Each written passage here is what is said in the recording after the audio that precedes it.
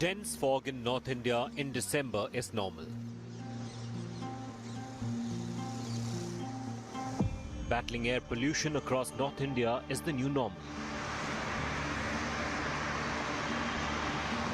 Even the financial capital of the country suffers from hazardous air quality.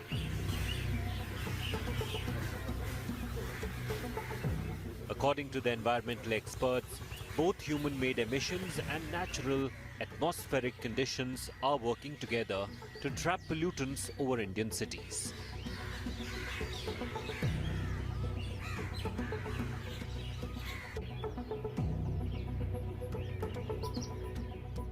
Top major contributors are construction surge and vehicular emissions. Yet the Indian Parliament failed to discuss or spare even a minute for this severe crisis in the winter session of 2025. Evidently, there is lack of collective will to work for a green future, while Indian politicians continue to blame game and bicker.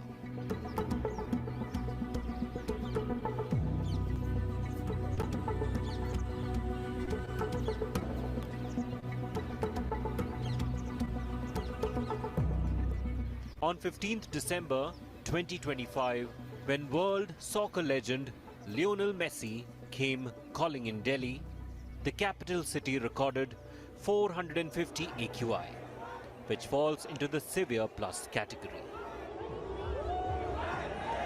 At the stadium, the Chief Minister of Delhi was booed as a group of people raised slogans when she came on stage.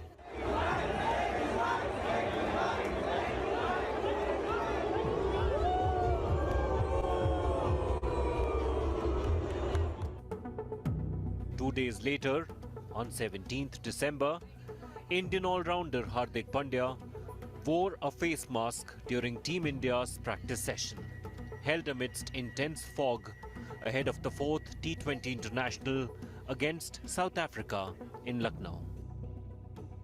The match was abandoned that evening, without a ball being bowled at the Ekana Cricket Stadium, as smog reduced visibility and increased high risk for players and spectators.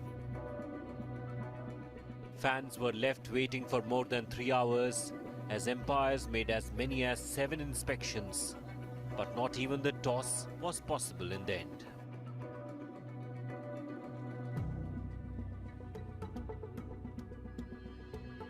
Iconic monuments like the India Gate or the Taj Mahal disappearing in the smog is now a very common thing in India. Seasonal stopgap measurements are implemented with very little effect. India lacks a cohesive and empowered green policy that its politicians adhere to.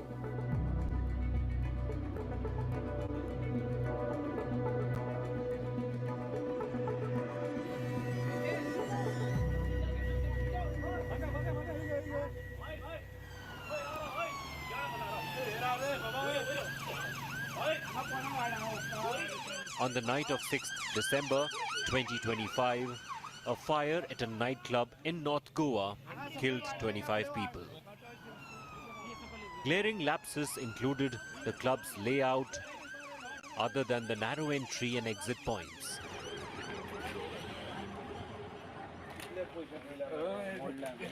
Its location along the backwaters and a basement kitchen with no ventilation that turned the fire into a deadly trap.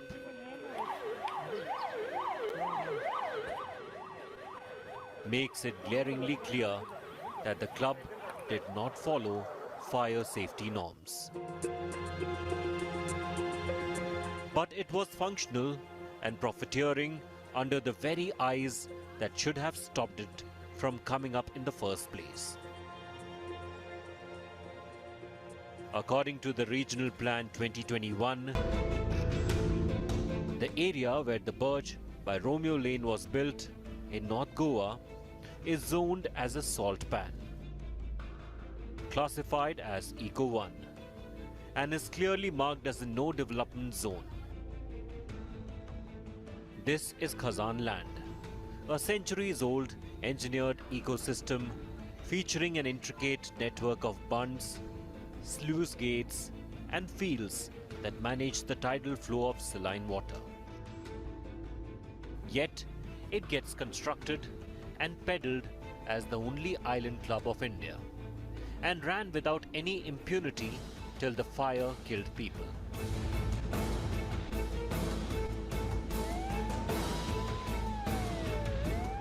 It was a clear brazen violation of any environmental concern, and authorities looked the other way till the time they could no more.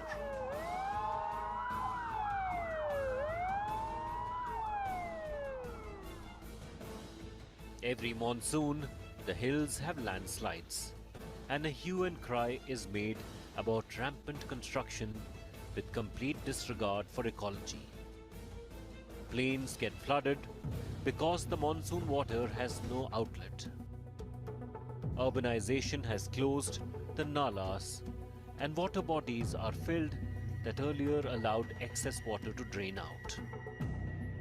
State governments and central governments play pass the buck game till another season of disasters hit.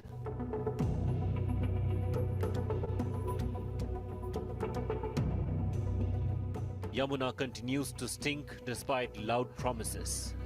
Elections are fought and lost, pegged on the green promises, yet forgotten in a blink right after assumption of power.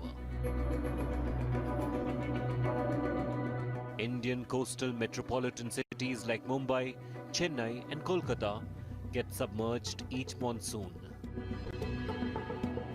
Governments blame the British-era civic works and overcrowding of the cities, and forget that it's their responsibility to deliver better amenities when seasonal turmoil hits.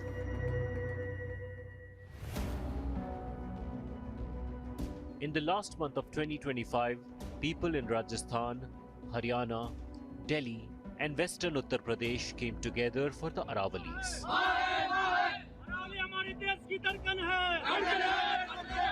After the Supreme Court of India passed a judgment on 20th November that only the hills that are 100 meters or higher would be considered a part of the hills. It essentially removed the green protection from any hill with less than 100 meters height, allowing indiscriminate mining and erosion in the name of development. The order was based on the government's stance that a clear definition for the ranges was needed to formulate developmental policies. Those who disagreed with the government and the court called the judgment a death warrant for the Aravalis. The committee recommended that to ensure sustainable mining in Aravali Hill and Range, no new mining lease, except in case of critical strategic and atomic mineral. तो कोई नई mining की वो विषय नहीं है. On 24th December, the government said no new mining leases will be issued. The Aravalis, after all, acts as a bulwark against desertification and pollution.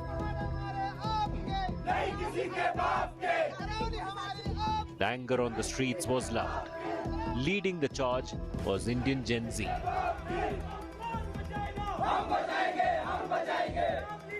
The pressure worked. The Supreme Court has put its own order on hold, staying the centre's definition of the Aravali Hill Range.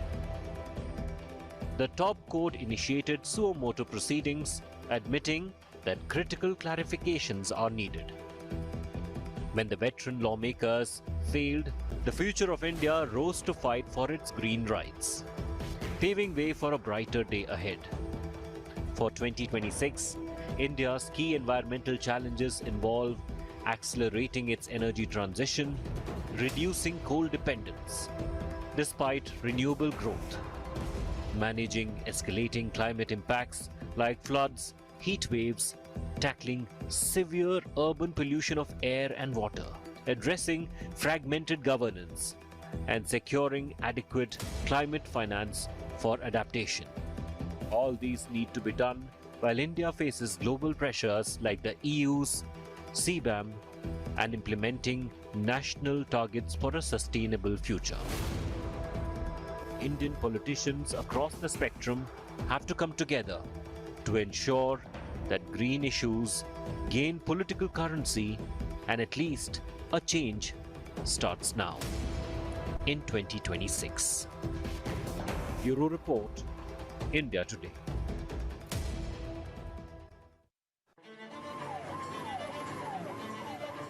Across India, neighborhoods are burning, with homes and lives destroyed.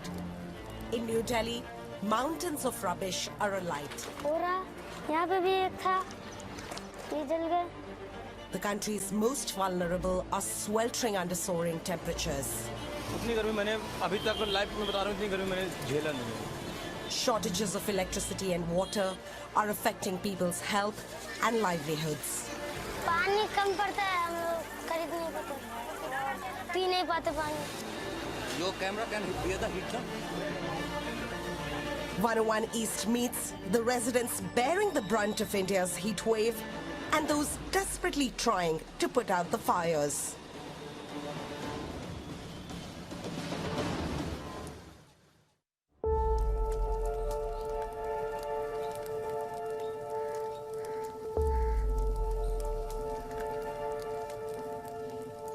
Across India's capital, New Delhi, toxic smoke fills the air.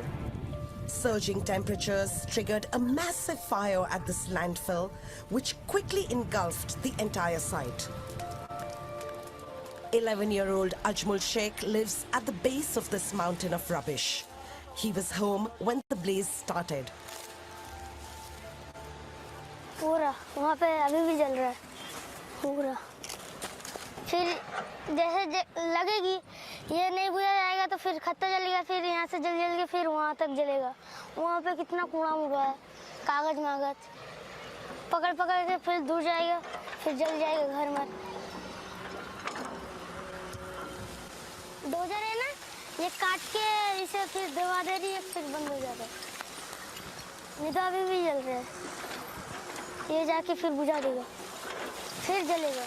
Residents here live with the constant fear of fires that can burn their homes to the ground within minutes. यहाँ पे एक घर था, वो जल गया पूरा. यहाँ पे भी एक था, ये जल गया.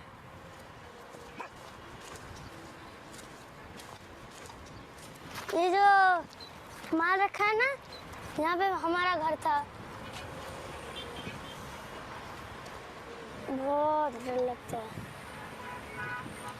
ऐसा लगता है कि ये सब जल जाएंगे, फिर कहाँ रहेंगे, इसलिए बहुत डर लगता है. After their house went up in flames, Ajmal's family rented a small hut just a few meters away from the burnt shell of their previous home. He takes us there.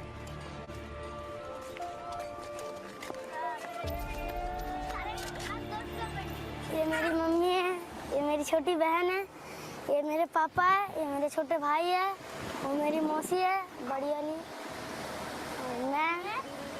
As temperatures soar above 45 degrees, Ajmal's mother, Abiran Bibi, says the small water cooler and fan provide little relief. ज़्यादा धूप होते हैं इसलिए cooler चलाते हैं, पंखा के हवा गर्मी ठेलते हैं जुगी के घर में, इसलिए कूलर चला के बच्चे लेके बैठते हैं. जो 5-6 बजते हैं शाम को टाइम, उस टाइम बाहर जाके बैठते हैं, घूमते हैं, सारा दिन कूलर के नीचे बैठते हैं. It's not the first time fires have impacted families eking out an existence on the city's dumps. With some landfills as high as 17-story buildings, they often catch fire in the peak of summer. But this year, that peak arrived sooner than usual. In March, the country recorded its hottest temperature in at least 122 years, with some places scorching at 50 degrees. In Delhi, the Yamuna River, the city's lifeline, is fast drying up. Even away from the mountains of trash, the extreme dry heat is a deadly recipe for triggering fires in the densely packed city. Battling the flames is firefighter Nitin Lohchab. East Delhi की call है पांडव नगर, वहाँ पे मकान में आग है जो कि मेकफोर हुई है। Nitin and his team have no time to lose. They need to stop the fire at this mattress shop from spreading to homes and businesses crammed nearby. अभी कोई है अंदर रविनाथ साहब का रविनाथ साहब का शायद पल्ली साइड हो, वाली साइड का रास्ता उधर से है।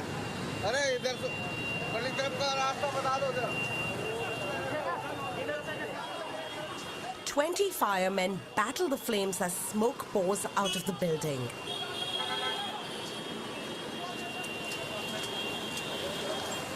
Once the entrance is secure, we're allowed to go inside.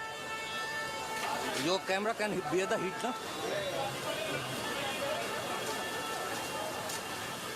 When we enter, the place is still smoldering. Come inside.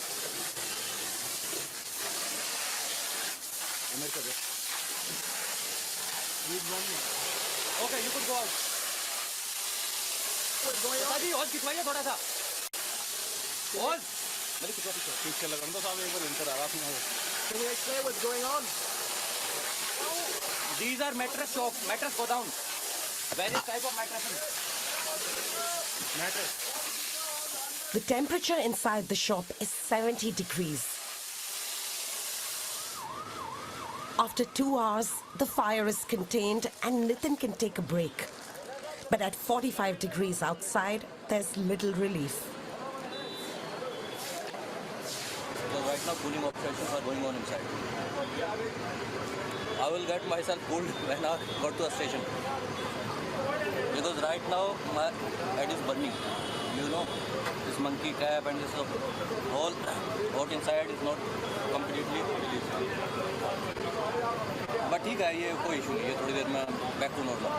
तो अभी दोबारा जाना है ना, फिर एक बार कूल डाउन, फिर वो तो ठीक नहीं रहेगा।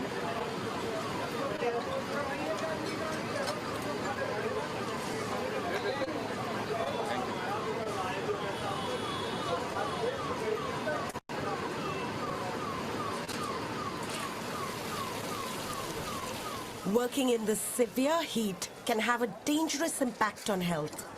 But some people have no choice. At most risk are millions of casual workers toiling in the streets as sweepers, hawkers, or rickshaw drivers like Bablu Kumar.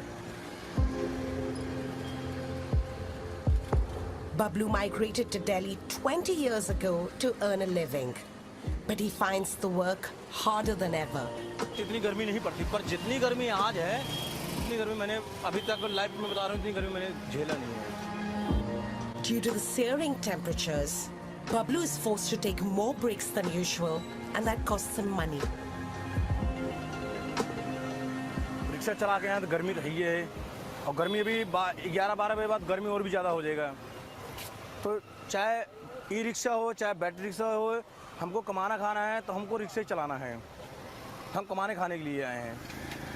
अब बच्चे भी छोटे छोटे हैं, उनको भी देखना है, माँ बाप भी हैं, उनको भी देखना है, हर चीज़ देखना पड़ता है हमको। आज के दिन अगर नहीं कमाएंगे तो हम खाना भी नहीं खा पाएंगे।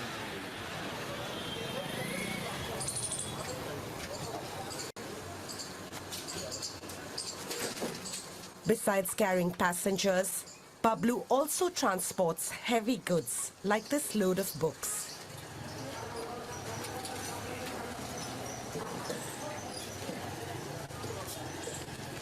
अब इतना सामान मतलब कम से कम अगर वजन करेंगे तो 200 कुंटल वजन निकलेगा। 200 कुंटल मतलब है, अगर आदमी अकेला भी कोई भी है कि इतनी चढ़ाई पे नहीं चढ़ा पाएगा अकेला आदमी, क्योंकि ताकत की जरूरत है।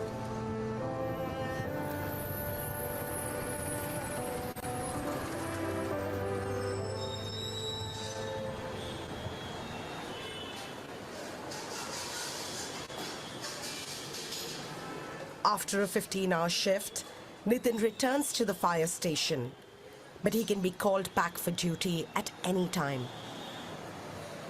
ऐसा बिल्कुल लगता है कि आने वाले टाइम में टेम्परेचर बढ़ने की वजह से हमारी जॉब आउट ऑफ होगी, उसका सीधा सा रीज़न यही है, जैसे पहले रहता था कि गर्मियों में टेम्परेचर 40 डिग्री तक होता था, अभी जो है वो धीरे धीरे करके 45 तक जा चुका है।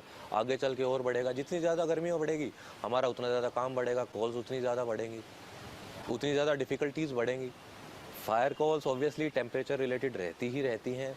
टेम्परेचर बढ़ेगा तो फायर कॉल्स बढ़ेंगी ही बढ़ेंगी, उसमें कोई डाउट ही नहीं है। ये तो मतलब आपको, मेरी वो छोटी सी बेटी है 3rd क्लास में है, 7 साल की है, वो भी बता देगी कि हाँ गर्मी बढ़ेगी, डैडी गर्मी हो रखी है, यहाँ आग लगने वाली, वो भी ये चीज़ें बोलती रहती है।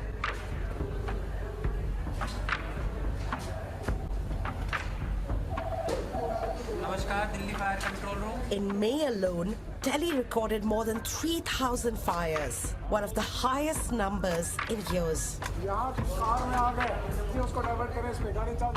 Every day, firefighters receive dozens of emergency calls about blazes caused by short circuits, especially from residential buildings and small shops. Nitin is exhausted, but even when resting at the station, he and his team are always on alert, waiting for the next call. But Nitin wouldn't want to be anywhere else. होना कैसा है तो मैं, मेरे लिए तो ये कहूँगा ड्रीम जॉब है। हाँ, मेरे फादर ना एक्चुअली फायर सर्विसेज में ही थे, यहीं से DFS से रिटायर हुए। मेरा वो शुरू से ही वो चीज़ रही है, तो पैशनेट है। कई बार तो ना घर पे मेरी मिसेस बोलती है, छुट्टी पे हूँ, वो सपने में भी कई बार फायर दिखती है, वो बोलती है बोले तू बीच में बड़बड़ करता रहता है। इससे ना अच्छी फीलिंग कुछ है नहीं, मतलब आप किसी की जान बचा लोगे ना, वो अंदर से ही एक ऐसी खुशी मिलती है, मतलब वर्ड्स नहीं मिलते। The sweltering heat has led to an increased demand for electricity. For months, India has struggled to find enough coal to fuel its power plants, and a power crisis is looming.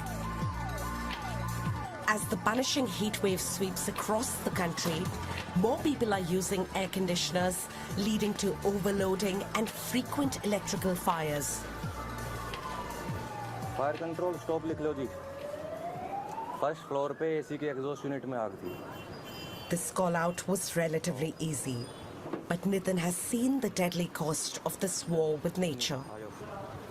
मैं Jorbagh fire station पे था सफदरजंग, जब हमें call मिली तो मैं ऊपर से घुसा, नीचे वहाँ पे 3 डेड बॉडी थी। एक माँ, उसकी 3 साल की बेटी होगी, उसको गले लगा रखा था, वो ऐसे के ऐसे दोनों वहीं पे डेड हो रखे थे। दूसरी बेटी उसकी 8 साल की होगी शायद, या 10-12 साल की, ऐसी कुछ, वो साइड में। अब वो तीनों के तीनों वहाँ उस फायर पे एक्सपायर हुए। जब वो बेटी को देखा, फिर वहाँ सीन पे ही मेरे को सच में याद आया, मैं कहा यार मेरी बेटी भी इतनी छोटी सी है। वो जो चीज़ें थी ना, वो माइंड में स्ट्राइक करती हैं कि हाँ खुद को सेफ रख के काम करो, कि मेरे को कुछ हुआ तो बेटी का क्या होगा।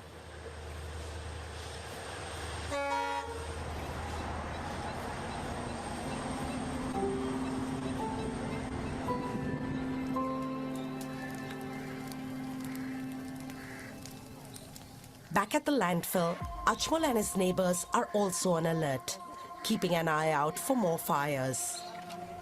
But it's not their only worry. The 20 families who live here don't have access to a reliable water supply. They depend on 3,000 litres provided weekly by the government in these water tanks.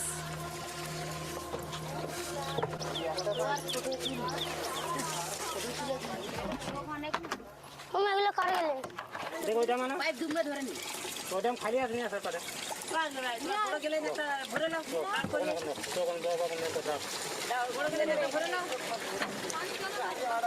The tanker has a tight schedule. The families have just a few minutes to collect water for cooking, washing and drinking before the driver leaves for the next neighborhood. It's not enough, but to request another tank is a long and complicated procedure. आप विधायक के पास जाइए, बोलिए हमारे यहाँ पानी की समस्या है, हमें हफ्ते में एक टैंकर दे दिया जाए, तो वो लिख के एक लेटर देंगे आपको, तो वहाँ लेटर जमा करा देना, आपको टैंकर आ जाएगा। Even for suppliers, meeting people's demands is getting increasingly difficult. किल्लत तो बढ़ रही है जी, अब पीछे पानी नहीं है, वाटर फिल्टर नहीं हो पा रहा है, हमें कहीं और से भी लाना पड़ता है। अब जहाँ 3 चक्कर मारते हैं वहाँ एक ही मार पाते हैं, क्योंकि एरिया बहुत बड़ा है, काफ़ी जगह जाना पड़ता है, टैंकर कम है यहाँ पर, तो सप्लाई करने में थोड़ी दिक्कत हो जाती है। कईयों को, किसी का तो 1 घंटे में पहुँच जाता है, किसी का 1 दिन भी इंतजार करना पड़ता है। The high temperatures and limited access to water puts residents at risk of heat strokes and dehydration.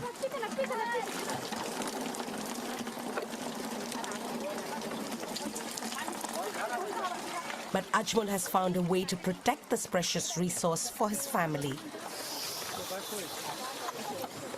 गर्मी में पानी गर्म हो जाता है ना, इसलिए बांध के रखो। इसमें पानी भिगा दो तो ठंड रहता है। पानी फ्रिज नहीं है।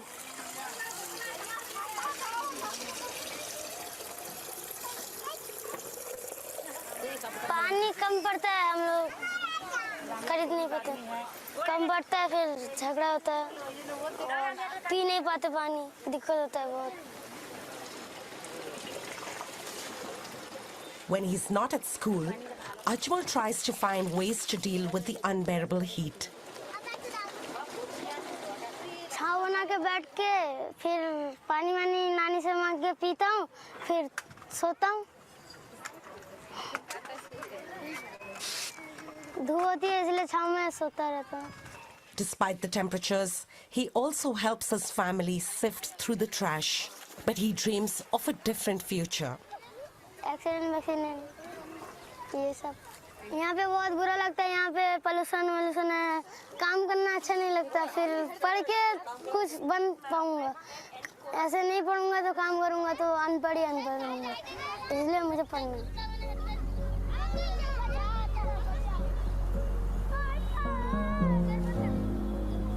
It's not just the capital, New Delhi, that's burning up. The western Indian city of Ahmedabad is one of the worst hit areas this year. In the last couple of months, the temperature in the city has consistently been above 40 degrees. But here, some locals are doing what they can to beat the heat.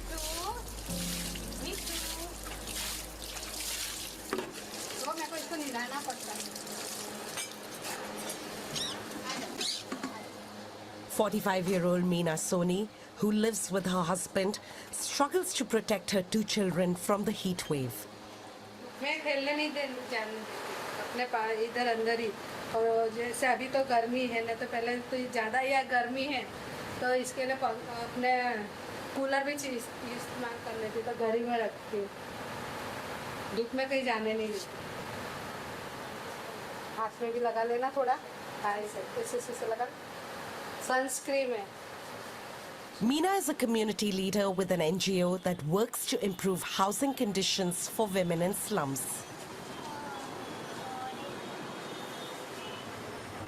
देखो 10 बजे 37, फिर 11 बजे है ना 40 हो रहा है, फिर 12 बजे है ना 42 डिग्री हो रहा है, फिर बाद में 1 बजे 43 हो रहा है।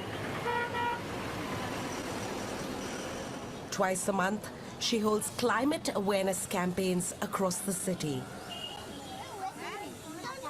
Here, in the neighborhood of Sarkej, more than 2,000 families live in slums, which are particularly vulnerable to the scorching temperatures.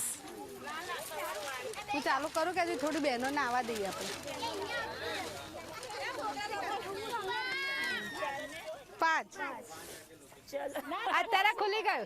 हाँ 5 अबे हाँ जो बाकी से। This simple game of snakes and ladders teaches how the rising heat can affect them. जब सांप काटा ना तो वो नीचे आ गए कि आपको सांप किस लिए काटा, तब मैंने उसको वो पढ़ के दिखाया कि जैसे 45 डिग्री से ज़्यादा गर्मी है तो उनको ज़्यादा गर्मी लगी, उससे उनकी तबीयत खराब हो गई, तो उसके लिए उनको काम ना कर पावे, यानी सर दर्द करे, बीमार पड़ गए, तो वो आराम करने लग गए, तो उसके लिए अपने आवक तो कम हो गई और फिर बिजली का बिल बढ़ गया।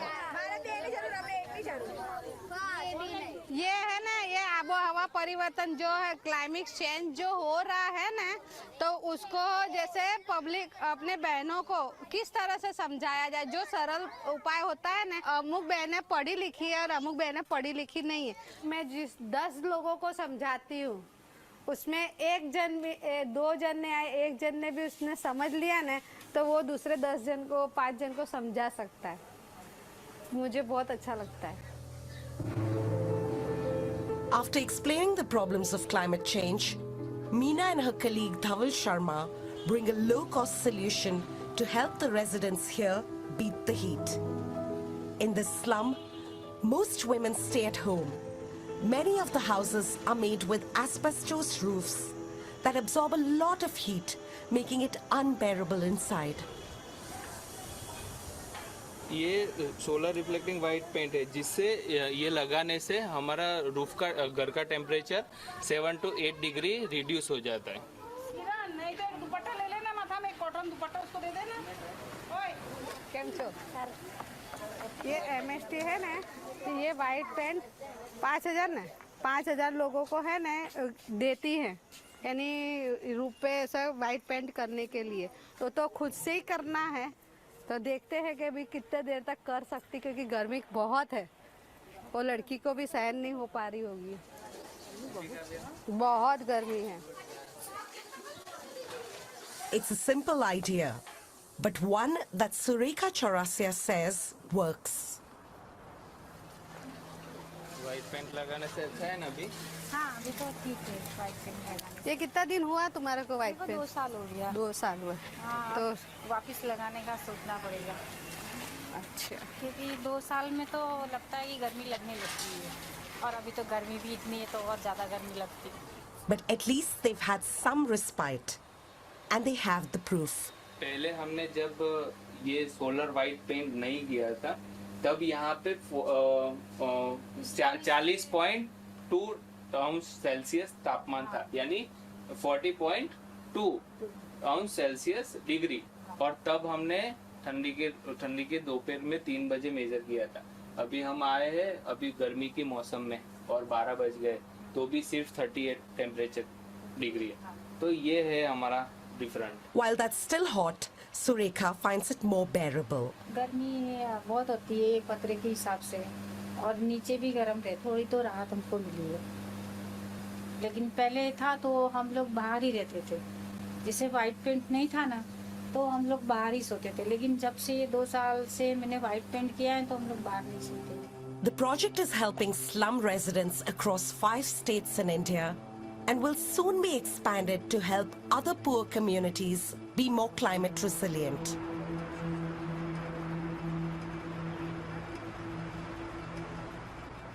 Back in Delhi, Bablu completes his 10th rickshaw trip of the day. He's exhausted and heads home to a makeshift hut by the side of the road. This summer, even as the sun sets, dusk brings little relief. The air bristles with heat. इस time तापमान वो जो दिन में हुआ था 45 से 47 degree, वैसे समझिए, देखो पसीना आ गया, पूरा पसीना आ रहा है। अगर नहीं बनाए खाएंगे तो रात भर भूखा सोना पड़ेगा, क्योंकि हमारे को तो खाना बहुत जरूरी है। अगर हम नहीं खाएंगे तो कल गाड़ी नहीं चला पाएंगे, रिक्शा नहीं चला पाएंगे। The heat makes him miss his family and village more than ever. Delhi में देखो ऐसा है कि जो ये गर्मी पड़ रही है, हाँ मानता हूँ कि जो गर्मी पड़ रही है हमारे को दिक्कत हो सकती है। गांव में जो खुला है पूरा, जैसे बहुत बड़े आम का बगीचे हो गए, तो पेड़ पौधे बहुत ज़्यादा हो गए, तो हम लोग क्या करते हैं, तो वहाँ चारपाई ले जाके बैठ भी जाते हैं और नींद आ गया अपना सो भी जाते हैं।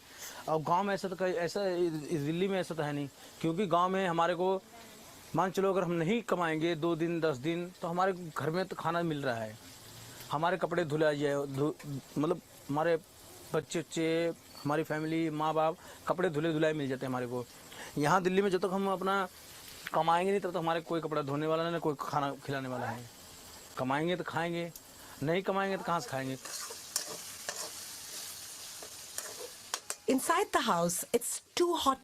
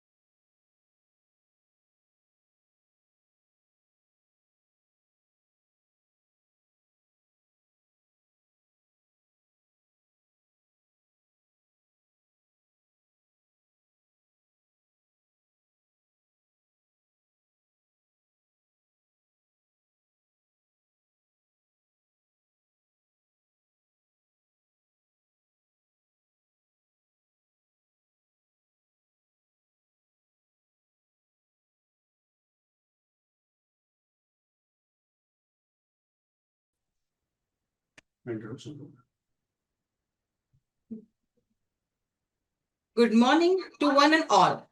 On behalf of International Certification Services, I, Dr. Dipti Lakhe Chaude, extend a heartfelt welcome to all our distinguished dignitaries, thought leaders, expert speakers, panelists, and participants joining us for this international online conclave on World Environment Day.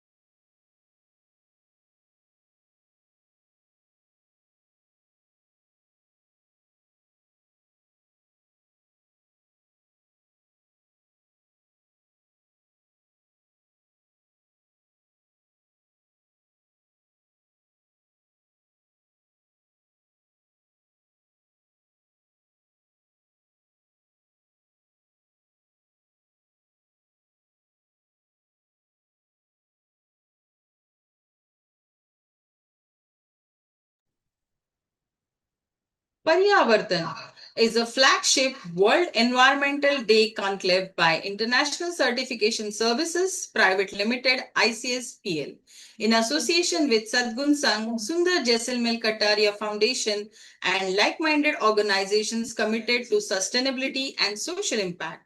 The key focus areas for today's conclave include climate change, global warming, renewable energy solutions, ESG and sustainability practices, carbon footprint, carbon credit systems, ISO 14001, 50001, and industrial and eco-friendly services practices.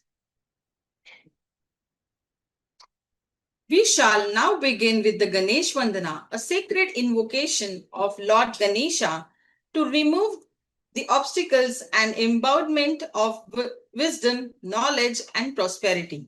As we seek his divine blessings, we pray for the success of this event, harmony among our participants, and the smooth and fruitful conduct of today's program.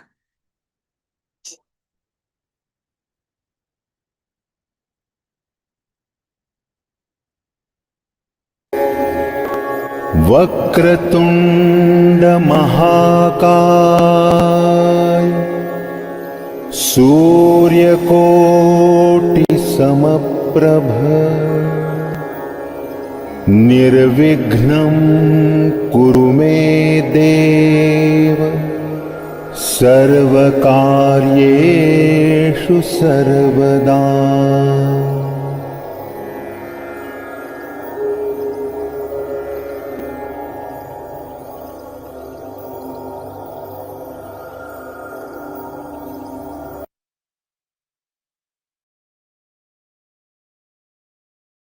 So, warm welcome to everyone. This is Dr. Dipti Lakhe Chaude, and I am a lead verifier and GAG accountant from Certification Cells International Certification Service. Today, I shall be your host and the panel moderator.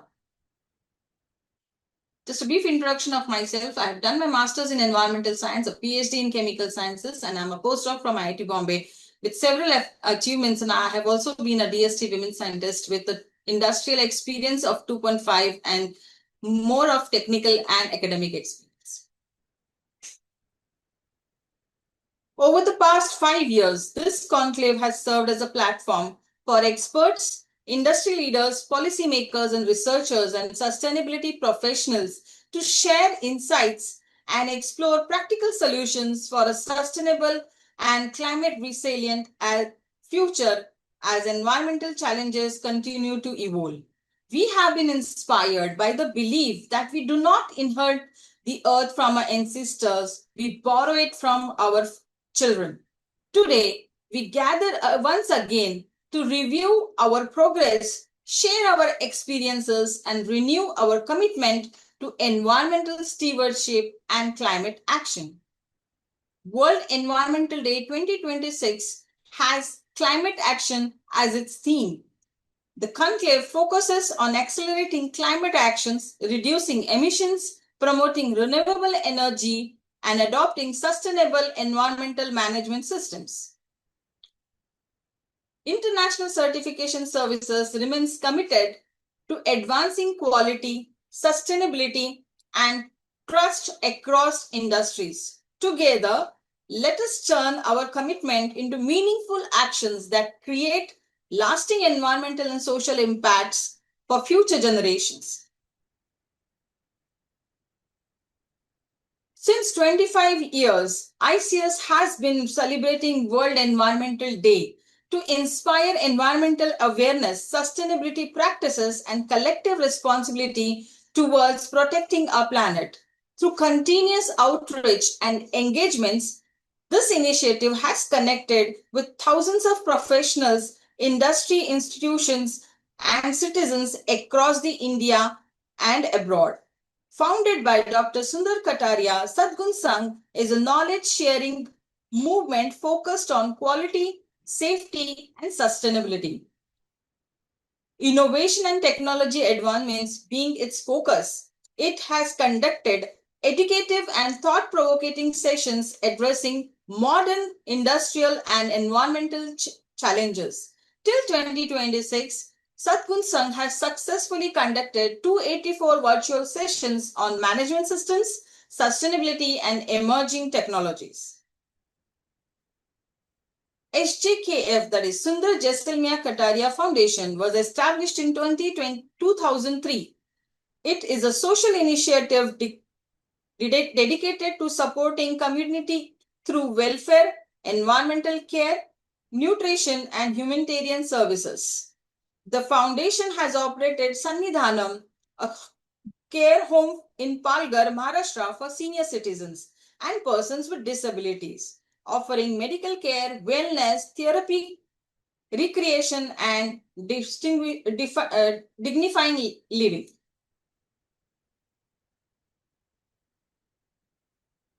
The agenda for today's program .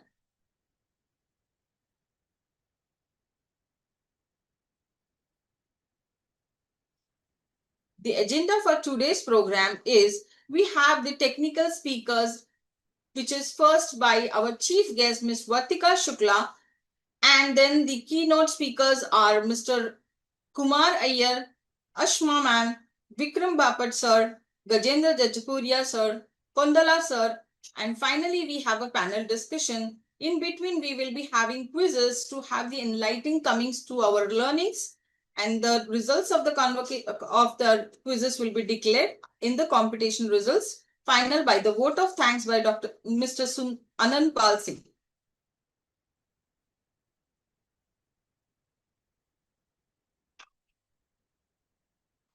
I take the privilege to introduce our Chairman and Managing Director, Dr. Sundar Kataria sir. Dr. Sundar Kataria sir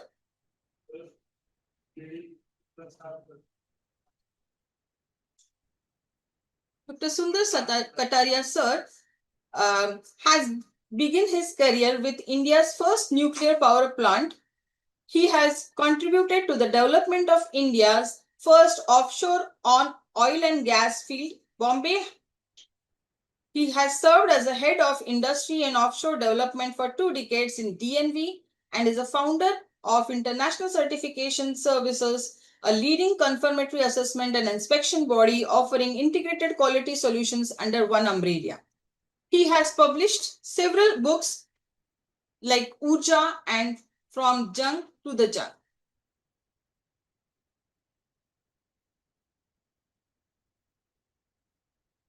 We welcome you, sir, and invite you for your welcome address. Namaste and very good morning to all our delegates, friends, ladies and gentlemen. On behalf of International Services and S.J. Kataria Foundation, I warmly welcome you all to this very vital and significant virtual conclave on climate change.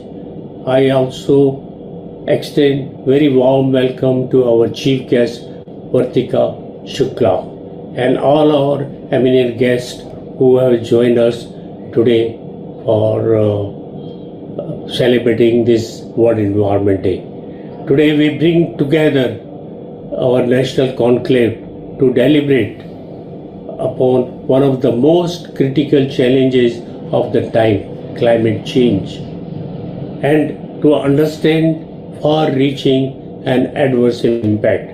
This year's central theme is the climate action, accelerated action plan, reduction of emission, and the use of the renewable energy. In India, we have been witnessing impact of the climate change across north to south and east to west. The temperature level have reached to alarming height, with rising heat conditions becoming increasingly evident. Increase in temperature, prolonged heat waves, storm, cyclone, heavy rainfalls, floods, and longer summer comparatively, and the warmer nights in the more frequently.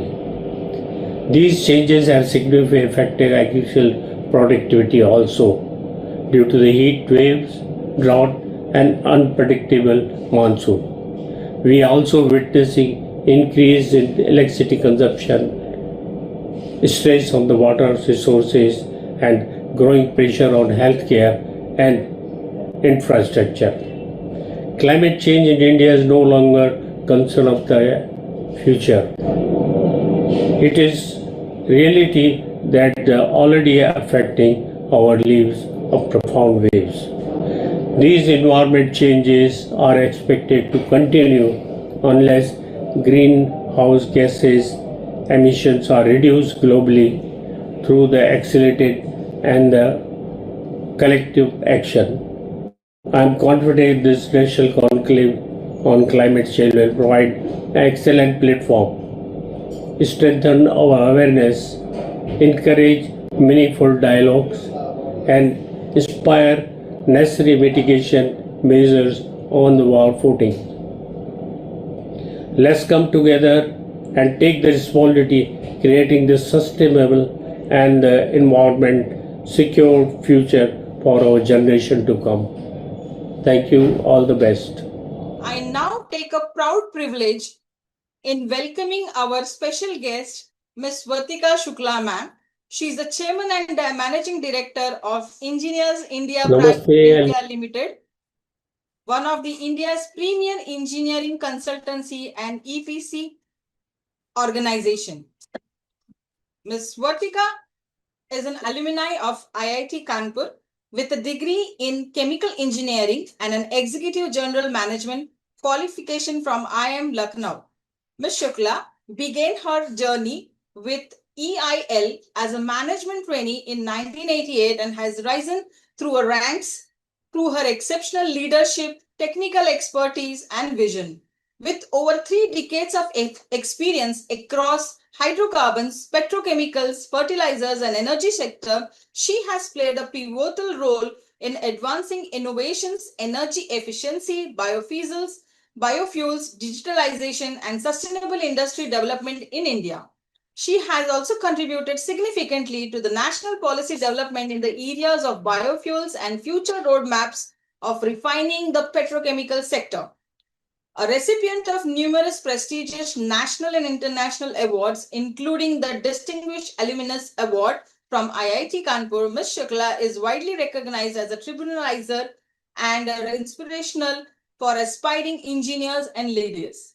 Ladies and gentlemen, please join me with an extended warm welcome to our chief guest, Ms. Vartika Shukla.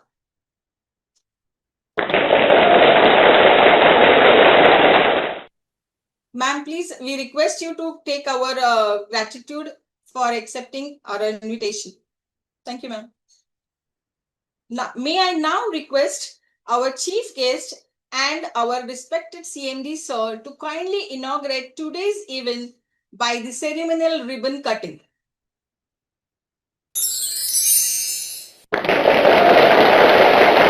कुरुत्वं कल्याणम् आरोग्यं धनसम्पदः शुभं कुरुत्वं कल्याणम् आरोग्यं धनसम्पदः शत्रुबुद्धिविनाशाय दीपज्योतिर्नमोऽस्तुते दीपज्योतिर्नमोऽस्तुते शुभं कुरु त्वं कल्याणम् आरोग्यं धनसम्पदः शुभं कुरु त्वं कल्याणम् आरोग्यं धनसम्पदः. This lighting of lamp by our dignitaries has evoked positive energy and the divine blessing, marking the auspicious commitments of our event with hope, inspiration, and shared commitments to spreading knowledge, goodwill, and sustainable progress. We now, ladies and gentlemen, we now say that our Paryavartan is now officially open. So Paryavartan 2026 is officially open.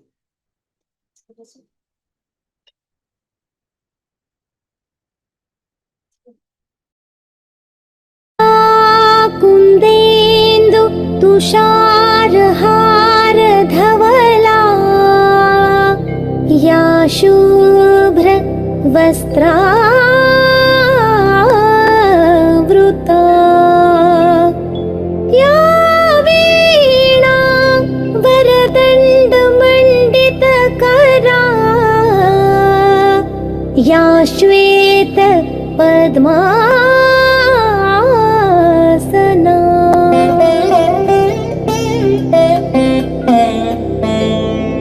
या ब्रह्माच्युत शङ्कर प्रभृतिभिर्देवैः सदा वन्दिता सा मां पातु सरस्वती भगवती निःशेष जाड्यापहा.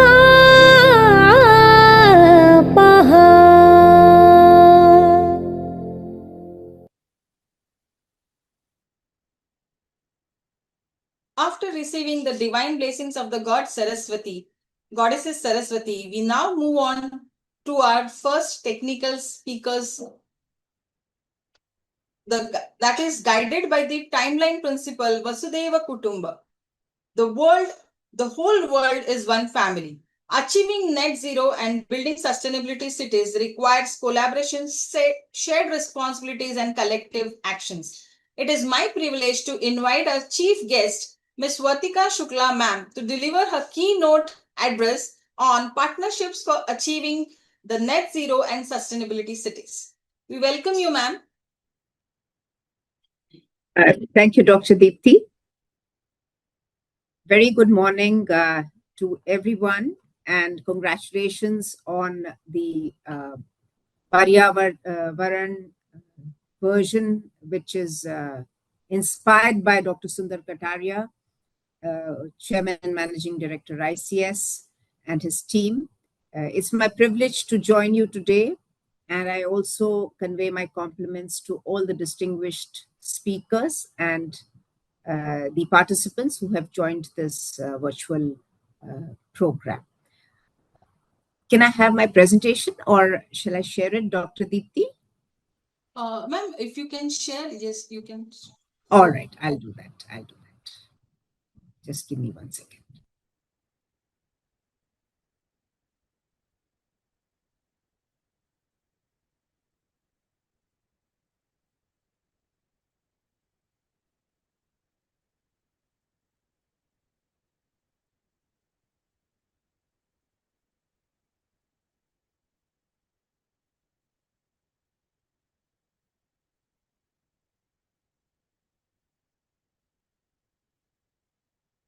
Sorry, just 1 second.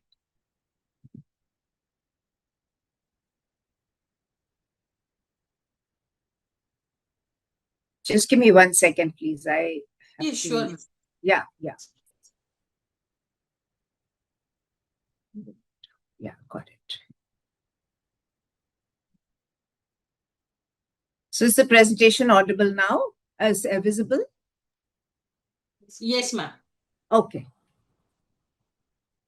So once again, very good morning. And it is indeed today, as we are in a very crucial and, in fact, at a juncture which leads every country to introspect whether we should continue on the mission of greening our energy landscape, or we should also continue to evolve methods and means to discover more fossil fuels to meet the energy needs is indeed a question. The West Asia crisis has landed each country in a spot which is challenging like never before.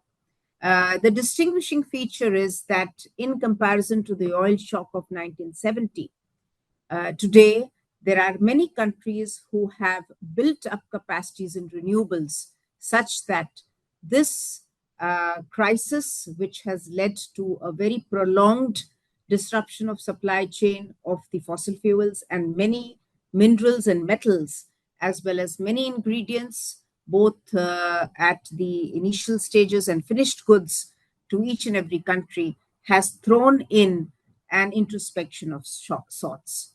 But India's path to the net zero target, the Mission 2070, is something which we are committed to right from the top leadership of our nation.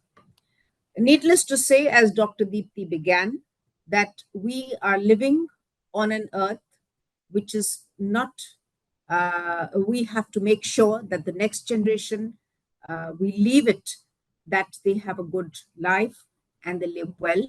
And the borrowing of the resources should not be misused by us, and each and every measure to be taken such that we do stop the climate change, we address issues which have spiking of temperatures and incessant rains in locations which never happened before, floods, and so many other calamities which we can see all across the globe. India as a nation has always been a responsible nation.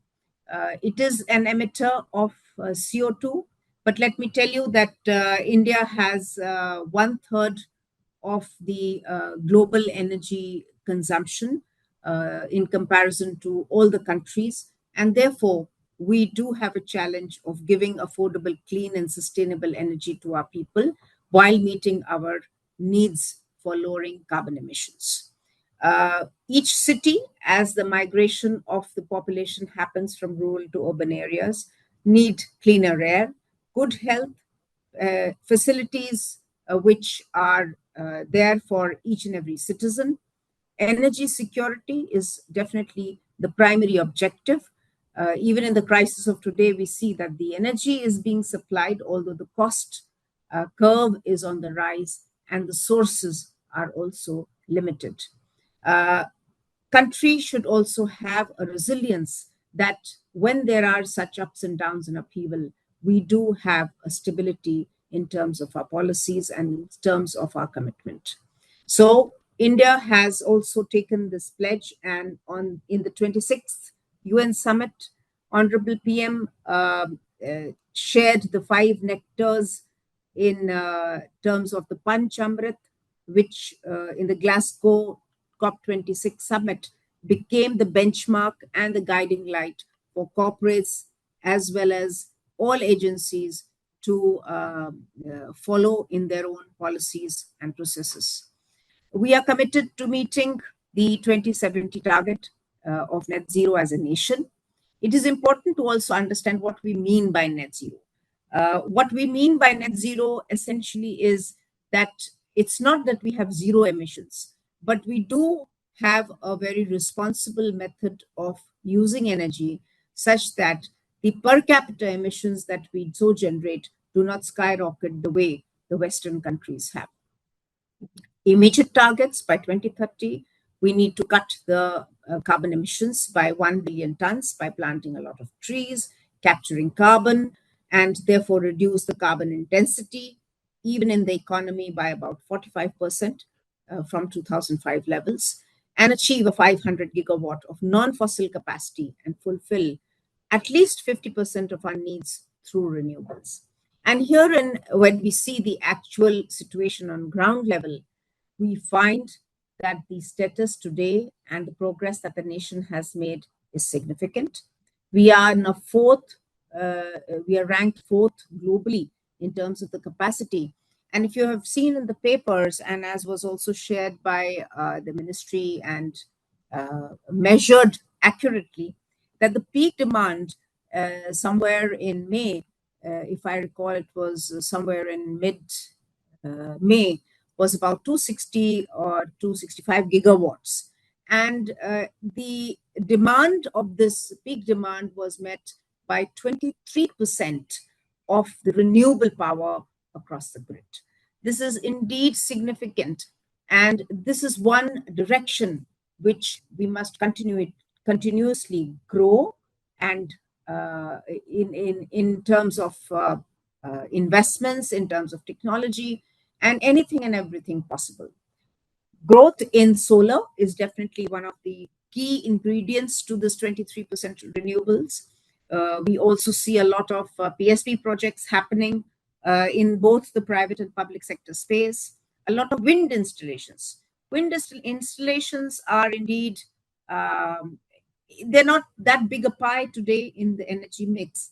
They are challenging in certain ways in terms of ROUs, in terms of the ability of expanding to shallow water off the coast of Gujarat or down south along Tuticorin. But the more necessary is the RTC element in the supply of power, and therefore BESS comes in as a very critical player. There are awards which have happened to the private sector space in terms of implementation of BESS. And this 23% number, which we have already achieved, is definitely going to grow leaps and bounds in years to come. If you have also seen the policy provisions of the MNRE, the schemes wherein we have PLI schemes and benefit schemes for backward integration of solar components, be it modules or wafers, is also an ingredient which will increase the Make in India concept and enhance our manufacturing and employment capabilities in this sector. However, coal is something which we cannot ignore, and we should not ignore, because this is one of the most important ingredients, the natural resource which we have. And therefore, the grid will be having electricity from coal in a majority for many, many years. We have also seen, just to go a little offset, the impetus to coal gasification and the allocation of a capital for encouraging gasification of coal. Well, when we look at the EV space and we look at the penetration, although there is a large influx of EV in the two-wheeler as well as the PV segment, we do have a gap in the charging station, and every consumer wants that they should have fuel in their vehicle anywhere they go. So this is something which is being built, which will also give us the right inflection point to shifting from fossil fuel-based vehicles, moving to EV or moving to E85, as we have seen, or moving to even power ethanol, fueled vehicles. All this, of course, has challenges and also faces barriers.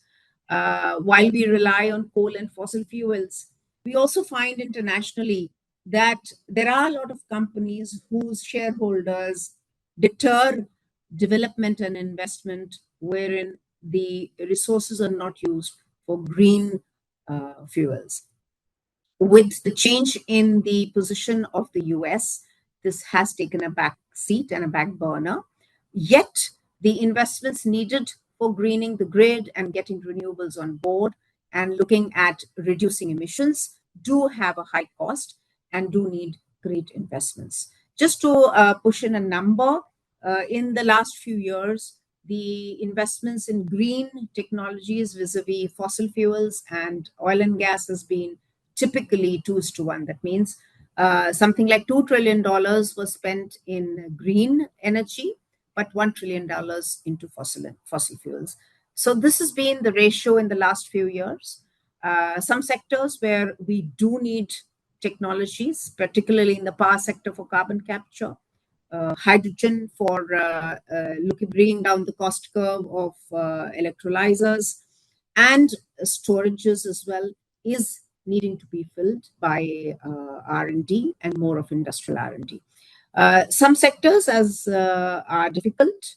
We talk of cement, we talk of steel, we talk of power, we talk of heavy industry. All these sectors have difficulties, and a large number of industries in this sector also needs to have a good investment project, such that whatever they make there and invest in decarbonization gets paid off by the product pricing. Therefore, entry barriers in countries which are in Europe, particularly for CBAM, are something which is going to have challenges in competitiveness of these sectors. We have a very stable grid, but stability in terms of the intermittent supplies of renewables needs to be examined, and the equity energy access, and also move away such that we have a balanced grid in terms of each of this element with it are actually the challenges which will definitely bring opportunities in times to come.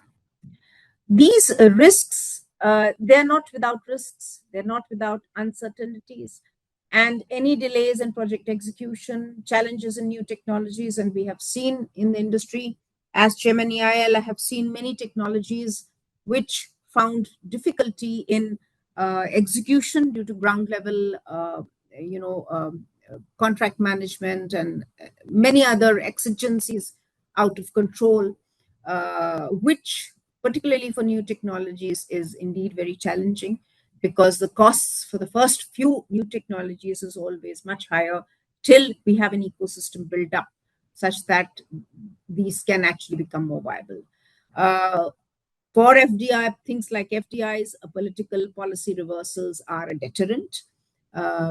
Funding gaps, insufficient investment, challenges for investors to actually seek this at the right, capital interest rates is indeed challenging, because many times collaterals are difficult for private sector investments to get, because land is again at lease, and there is a project-based financing which needs to be actually put in. Often these projects also have a lot of resistance locally. So how we intermingle the communities around these industries to collaborate or build up a system like more of on the cooperative mode, such that they can be onboarded in some kind of a supply chain, is going to definitely have an advantage in timely implementation. India has therefore a lot to do.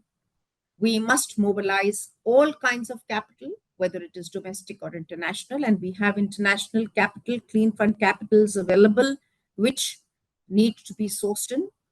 R&D, R&I is definitely something which is spoken of, but there is always a resistance for the investments to happen, to take a project from a TRL 3-4 level to TRL 8, particularly because of the risk that is perceived and the leadership which sometimes deters from taking decisions where there is a risk involved in no return on capital.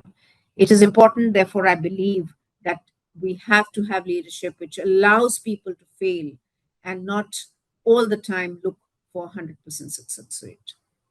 So fast tracking these pilot projects, put up these best practices, looking at a mechanism where the government, where the state government or central government, now the state government also has a lot of schemes for attracting investments in decarbonization technologies and projects, and the center also has a lot of schemes.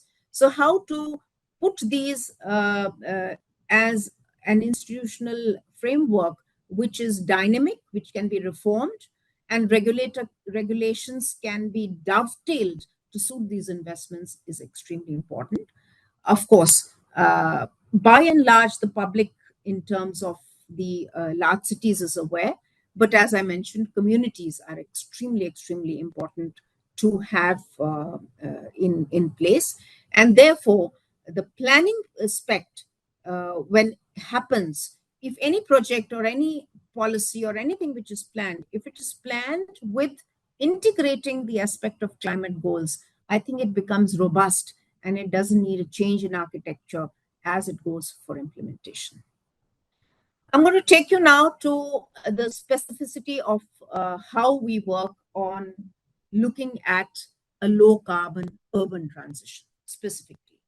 Now, as I mentioned, there is the 2017 net zero target for Pachamrit, and the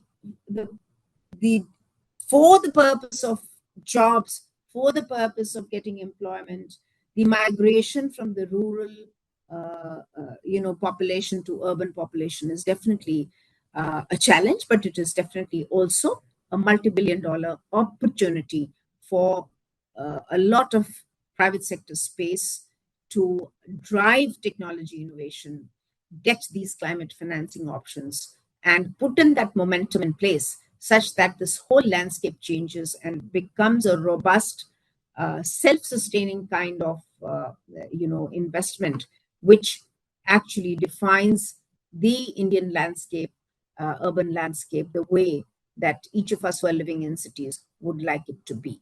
Clean environment, good water supply, good health conditions, and truly a place where we can be proud of matching with the world's best.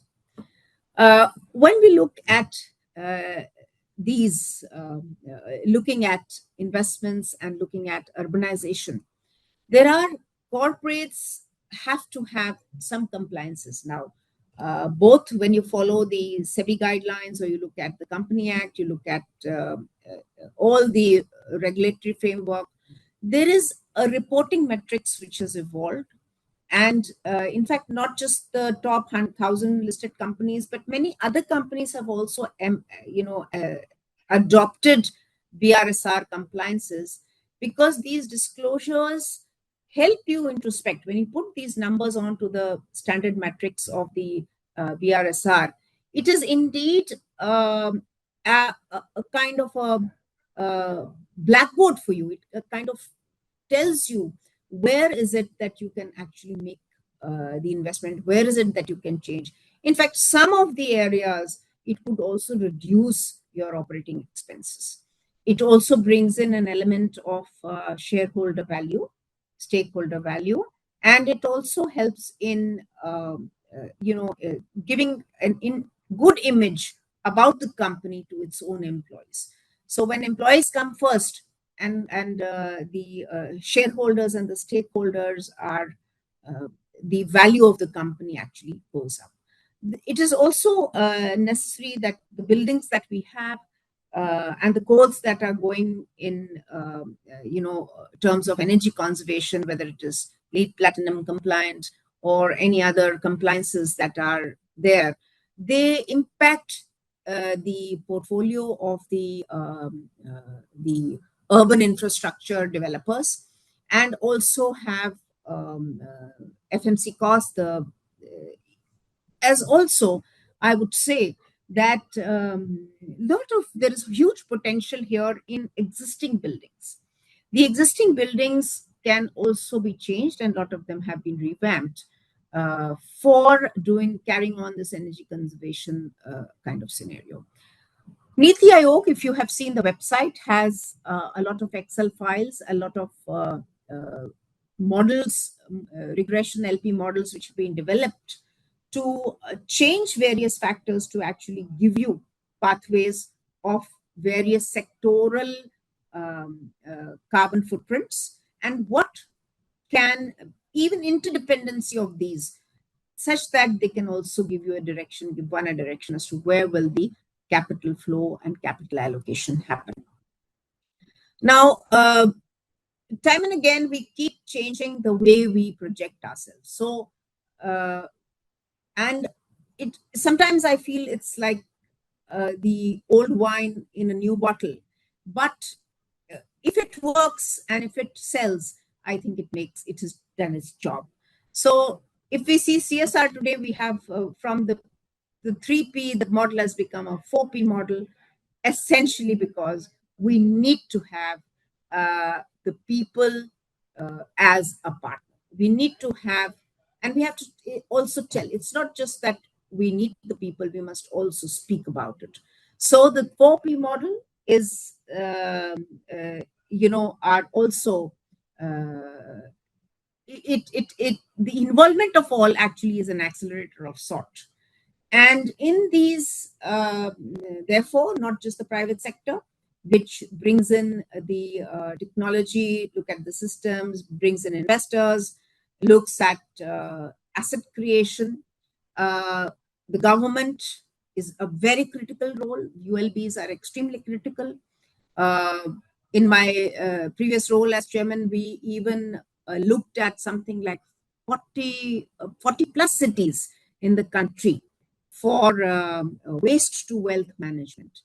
Somehow we found the ULB roles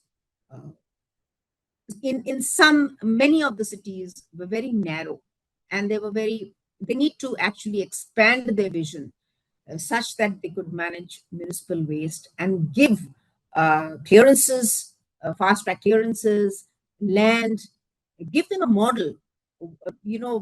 The tipping fee versus the tolling model is something which is discussed several times, but the ULBs need to look beyond themselves to actually encourage private sector roles. And of course, the people, the segregation, particularly of the lower segment of society, needs to be uplifted in terms of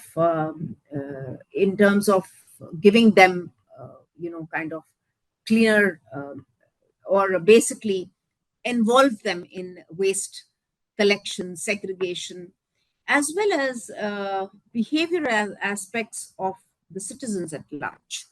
So developing this whole framework or the 4P integration, the core target being that we need to create green assets across each corridor, whether it is a public transport, industrial zones, or commercial projects or urban projects, such that they actually return revenue and return good to all the stakeholders. Three areas which actually stand out in terms of creating good impact are the grid and the electrification, where the adoption of open access solar is indeed a game changer. Industrial rooftops, moving away from the coal-based state grids, the private PPs. These are all quite effective in meeting the scope 2 emissions. The net zero commercial buildings, as I spoke of, large use of digital data, predictive AI, building management systems, using a lot of recycle and green materials is essentially a huge room and opportunity, which can also fetch premium, as also lower the operating costs and increase their life cycles. Smart mobility, the EV network, is in fact, if we see China and we go to China, the whole ecosystem has rapidly evolved such that they have become leaders in the battery technology, leaders in EV space, and that indeed has lowered the emissions and made life in urban areas more conducive with less health hazards. So I think we all know about the Indore story, which is India's blueprint for PPP. In fact, I happen to be associated with the gentleman who actually started this this whole movement of sorts. And what I was shared with was that the shopkeepers specifically, and if you have seen in all the cities, the shopkeepers clean their shops in the morning, and they dump every bit of paper, cardboard, waste outside their shops in the morning, and the cleaning happens in the morning. But when Indore started this waste processing or gave this contract, and they wanted to do this kind of game changer clean city objective in a DB-FOT model, what they educated each and every shopkeeper that before they closed the shop in the night, they would clean their shops and put everything outside. And it is in the night that this waste is collected and taken for waste segregation and processing. So this whole mindset and this whole involvement of each and every stakeholder, each and every person who's generating waste in also segregation and following a discipline of kind of putting it out before, not in the morning, but in the night, such that the night workers can do it, has had the greatest, is a great, vector in the success of this PPP mode of Indore's Govardhan plant. I'm not going to go to the numbers, we can see that. And now I come to something which we have, in fact, if we have seen the papers, we saw that the hydropower project in Bhutan was funded by IFC, part of the green funds. So there is a lot of money and there is a lot of commitment which international agencies, banks, even equity funds have in place for climate financing. Whether we talk of green bonds, which was secured in the IMC project, or we look at viability gap funding, which is there for second generation ethanol, which is also there for ethanol per se, in terms of the price points which are given for both maize, cane sugar, as well as ethanol. Or we look at the involvement of the domestic carbon markets. And I think there is a session which looks at the carbon credits and the pricing of that. And I'm always of the view that as this market evolves, the selection of technology and the selection of pathway itself will alter once this market of carbon market matures. And as I mentioned, there are ESG mandated funds also who would like to invest in green projects and sustainable projects which have a measured impact and also have a good, robust revenue model. So these are all instruments and opportunities for us to actually look at greening our, sourcing finance, which is extremely important for us to put up these projects. As I mentioned, the municipal financial health is extremely challenging. They would like to have money on waste management, which is typically never happens. But of course, handling SPVs, how to handle finance, how to distribute revenue is extremely important. Important that policy is not volatile, it is robust, long-term. These agreements are a kind of a fair agreements, fair both to the municipality, to the state, as well as to the investor. Extremely important, because this risk for putting capital and then losing it obviously cannot. So there should be independent regulatory oversight mechanism to make sure that this doesn't happen. And we need to have capacity building for execution. It is extreme. It's because the performance linked, the payment structure within these contracts actually are also milestone based with execution, and they typically deploy third-party monitoring verification systems. So this needs to have a clear-cut kind of essence, the stress and the building of capacity in such mentions.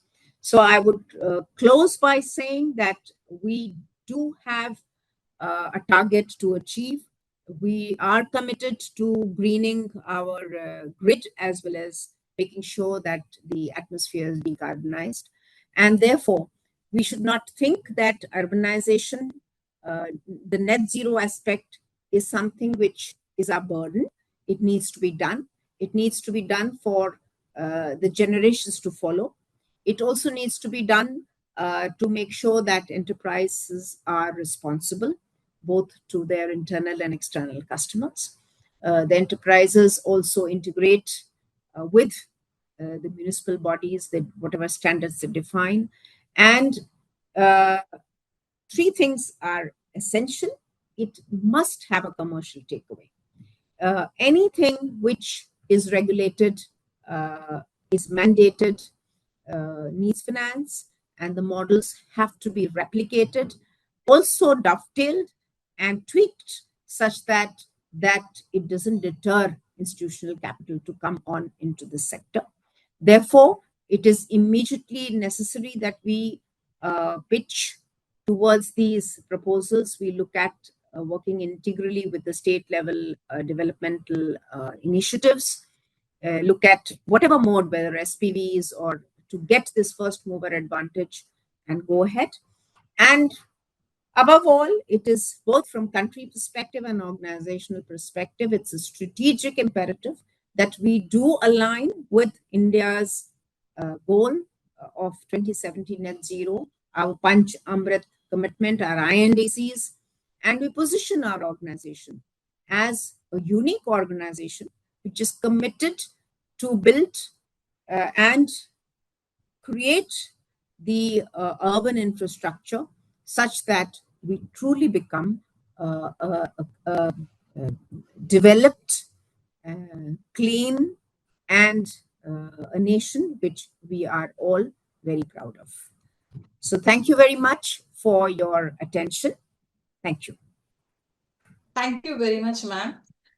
Thank you. It was indeed an insightful addressing, which I recollect within a very ancient wisdom saying that Sangachvadam Samvadvadam means moving together, what we speak and we do our actions together so that we are in harmony, which correctly, as you have said, that we need to align ourselves through our actions, not just talking about sustainability, but to be aligned with the initiatives of government like Panchamrit Drive. So thank you so much, ma'am. And on behalf of ICS International Certification Services, we would request you to kindly accept this small token of gratitude. Thank you, ma'am. Thank you. The questions we'll be taking later on in the session of panel discussion. We now move on to our quiz session. So it's a time for engaging ourselves, like as the saying is, beautiful things about learning is that one cannot take it away from us. So let's test our knowledge. So it's a quiz time. There are 2 questions in the quiz. So you have to answer question number 1, answer, question number 2, answer. In the chat box. There is only 20 seconds to answer it. Now we open the quiz.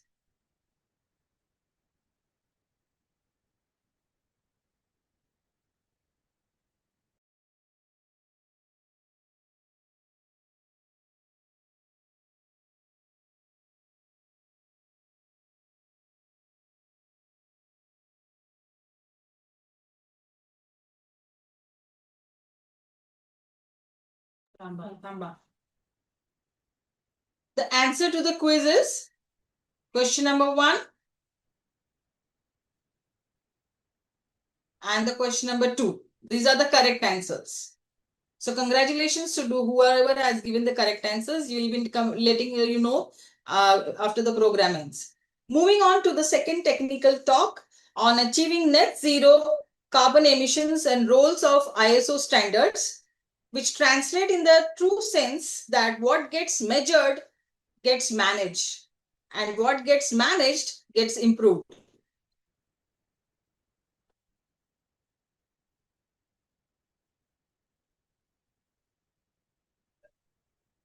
So now I would like to invite our second speaker for the technical talk, Dr. Kumar Iyer sir. Dr. Iyer is a distinguished steel industry professional with over 34 years of experience across leading global organizations, including JSW Steels, AMNS Steels, and His career spans project development, operations, R&D, and customer support, business development, and sustainability.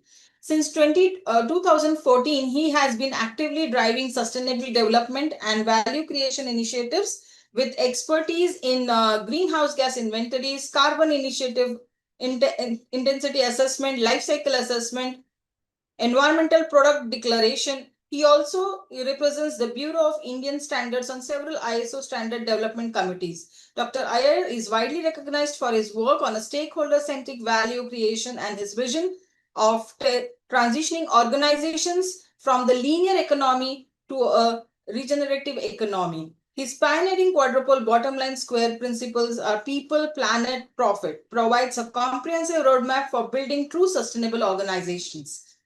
Please join together to warmly welcome Dr. Kumar Iyer, sir. Over to you, sir.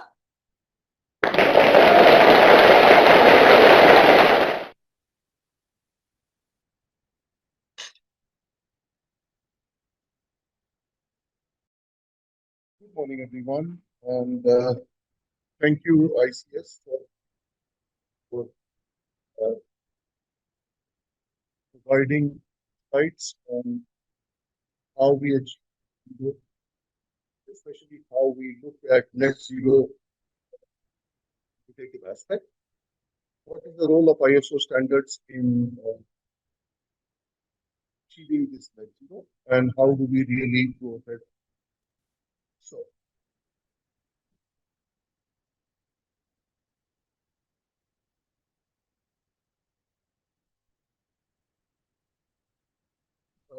do I share my screen, or are the slides being presented by? So the slides are there, sir. Visible, sir. Yeah. So can we go to the next slide, please? Yes, sir. Yeah. So as has already been explicitly indicated by Vartika, the climate impacts and climate change is a real threat to the planet. We are taking active steps to try and minimize these impacts, but we have to recognize that the anthropogenic emissions of GHGs are the principal cause for such climate impacts, notably brought about by the various greenhouse gases, carbon dioxide, methane, nitrous oxides, sulfur chlorides, nitrogen chlorides, and the HFCs, air conditioning.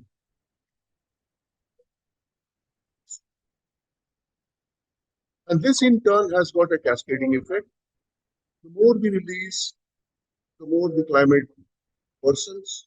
The more the climate worsens, the more we use these mechanisms for minimizing for combating the impact, and the more GHGs we end up releasing.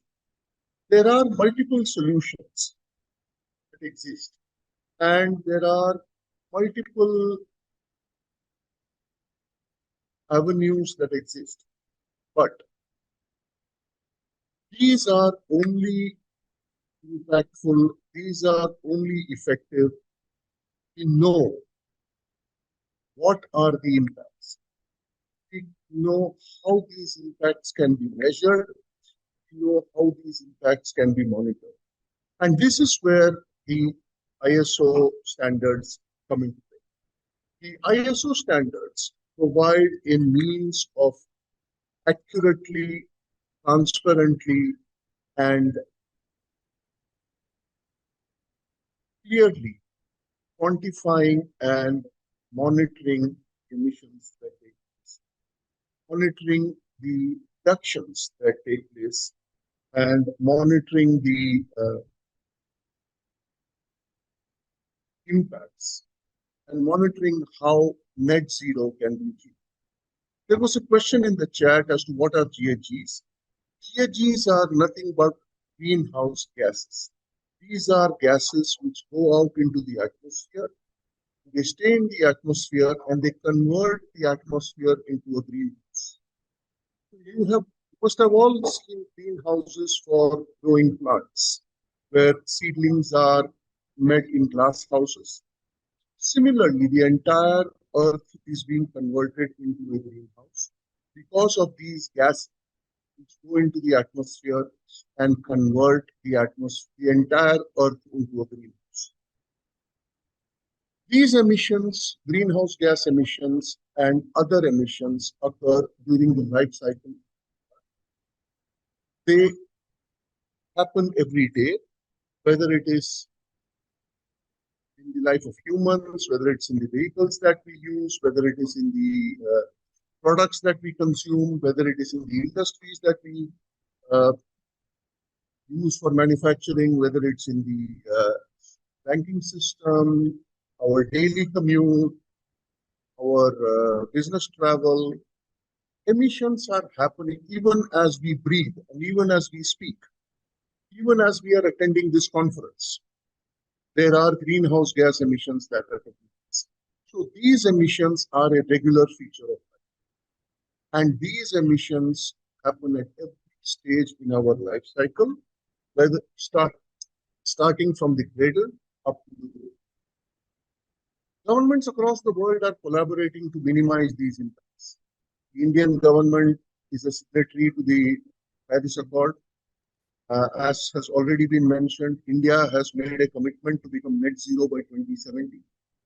And the various ministries and various departments are undertaking various plans which are being implemented. Make sure that these targets are met and we are able to achieve and keep our commitments to the global community. Next slide, please.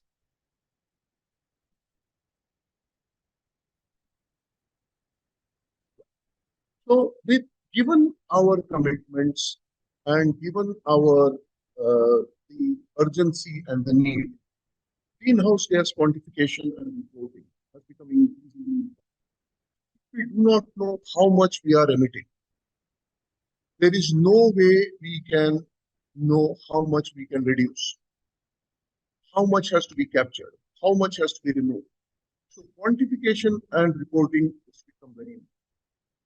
And the emphasis is on the accuracy and the transparency in this reporting, so that these greenhouse gas emissions of organizations and products are reported in actual numbers. And there is no ambiguity, there are no gray areas, there are no emissions and commissions in reporting that happens as organizations embark on these net zero targets. The emphasis now is on net zero organizations, it's on carbon neutral products. We talk about net zero organizations, we're talking about net zero cities, zero buildings, everywhere. Everyone is talking about net zero. We cannot accurately talk about net zero, we cannot accurately claim to be net zero unless we can authoritatively show that we are net zero. And the ISO standards are one of the most effective ways of establishing our credentials, of proving our assertions, and of ensuring that our claims are actually steeped in reality rather than in projections which are ambitious and which could be in the future. So there are various standards which have been developed and which are under development, which promote this GHG quantification and the establishment of net zero. Next.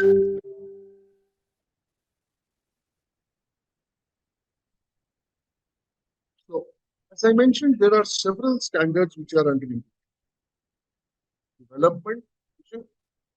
There are various stages in their life cycle as far as the ISO process is concerned. I would like to talk about a few relevant standards which industry needs to look at carefully, because these directly impact their net zero credentials. The first standard that we are talking about ISO 14040/140. It talks about life cycle assessment. This standard is a very old standard. It has been developed in 2006 and it has survived for 20 plus years now without a single issue. Standard talks about the methodology for evaluating various environmental impacts associated with the life cycle of a product. So all these stages in the life cycle of a product, starting from product design, resource extraction, manufacturing, end of life scenario, including recycling, landfilling, incineration, reuse, you name it, and that end of life scenario has been used. So emissions that happen in each stage of the life cycle of a product is captured, and these are reported. Next, please.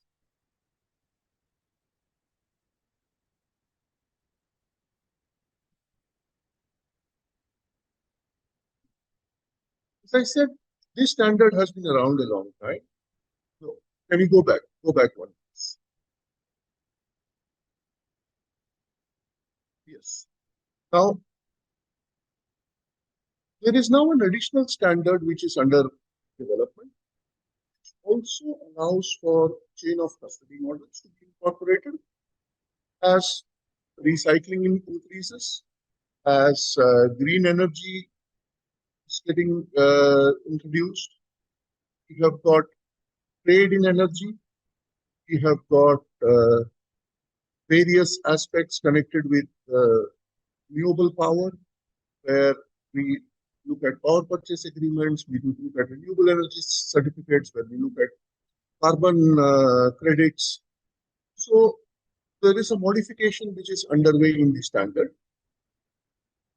Incorporate these additional instruments, which will now provide a better transparency and an end-to-end traceability of these specialized characteristics as they get incorporated in life cycle assessment.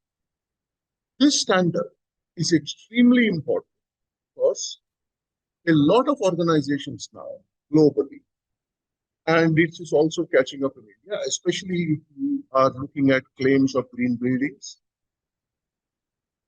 have to provide what are called as environmental product declarations. And an environmental product declaration, or an EPD, can be generated only to carry out a life cycle assessment. Without a life cycle assessment, cannot make an EPD. So a life cycle assessment, or an LCA, is the starting point. So there are several ISO standards and there are several other global standards. Use this specific standard as a starting point, and they are based on the principles that are enshrined in this standard. Next, please. Sir, may I just request you, there is a timer going on your... Yeah, I know, I am aware of that, yes. Okay, thanks. So the second standard that we are looking at is 1406. This talks about the GHG emissions occurring from organizations as they commence their various activities, whether it is manufacturing, whether it is trading, whether it is service, whether it is banking. I said every step of the operations releases emissions. And quantification of these emissions is the first step in our journey towards net zero emissions. Next, please. So there are several countries have made reporting based on this standard a mandatory requirement. This is widely used in the EU. The Indian standard, which is currently being implemented by BEE, along with the Ministry of Environment, Forest and Climate Change, called the Carbon Credit and Trading Scheme, the CCTS. This is also based on the principles of 1406.4.1. There is a new standard for net zero organizations, which is under development, ISO 14060. That is also based on the principles of the standard. Next, please. We have other standards in the same series. Standard number 2, part 2, which talks about project level emission reduction. First, we have to get to net zero. Along with emissions, we must also have emission removal or emission reduction. So this emission reduction or removal is measured and monitored using the principles of 14064. Next, please. And whenever you have got a claim, whenever you are making an assertion, these claims have to be validated. They have to be right. And those validation and verification is carried out using the principles enshrined in ISO 1464 Part 3, along with the requirements of 1465 and 1466. Next, please. Finally, we have a standard 1467, which talks about specifically product carbon. How do you quantify the life cycle emissions of the specific product or service?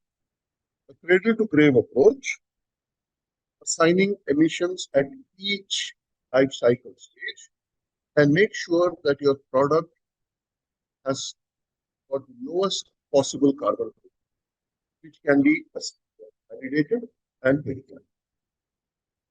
Next, please.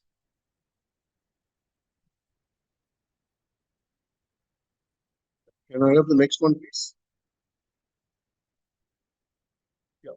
So 1468 is a standard which is already in the works since the last 3 years. It talks about the methodology for achieving carbon neutrality and how an organization or a product can be deemed to be carbon neutral or have net zero emissions. So there is a very standardized process which is available on how a product can be assigned as a carbon. Next, please.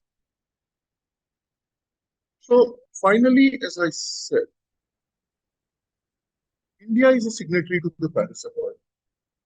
India has committed to becoming net zero by 2070. And India has chosen the ISO network standards as guidelines for achieving that. CCPS is based on the principles of 1464 and 1465. It is slowly being rolled out across sectors and industries. Next, please.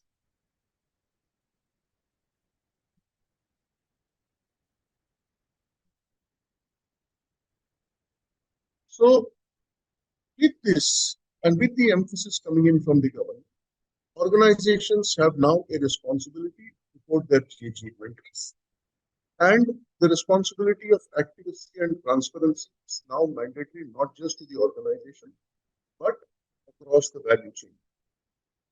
SMEs, who are feeders and vendors to the larger organization, will soon be required to declare their inventories. Because the larger organizations will have to declare their inventories. Once the larger organizations declare their inventories, their supply chain automatically becomes a system. So SMEs are currently not a part of this work, who are not declaring their footprints, will soon be required to declare their footprints, not just for the products that they manufacture, but also for the organizations, also for their overall emissions.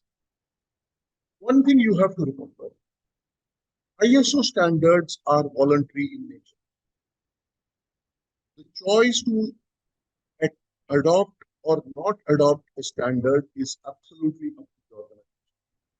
Like in the case of the Indian government, who have accepted ISO standards as the basis in out their GHG inventories. But once you have adopted the standards, their requirements become mandatory.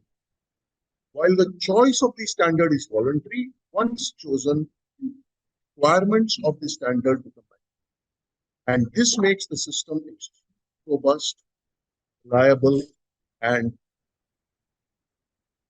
so with that I come to the end of my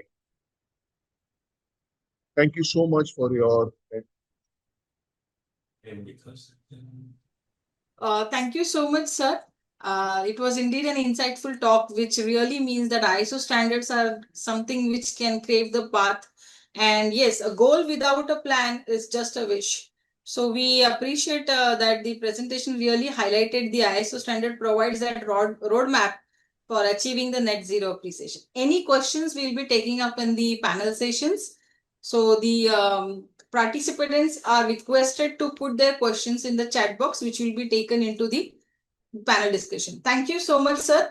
As a token of our gratitude and appreciation for your valuable insights, we request you to kindly accept a small memento on behalf of International Certification Services Private Limited.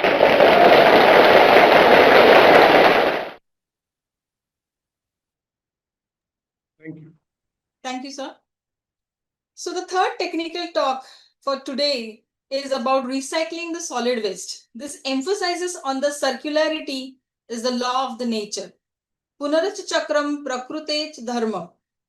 So with this, I take the proud initiative in introducing our technical speaker, Ashma Basnya.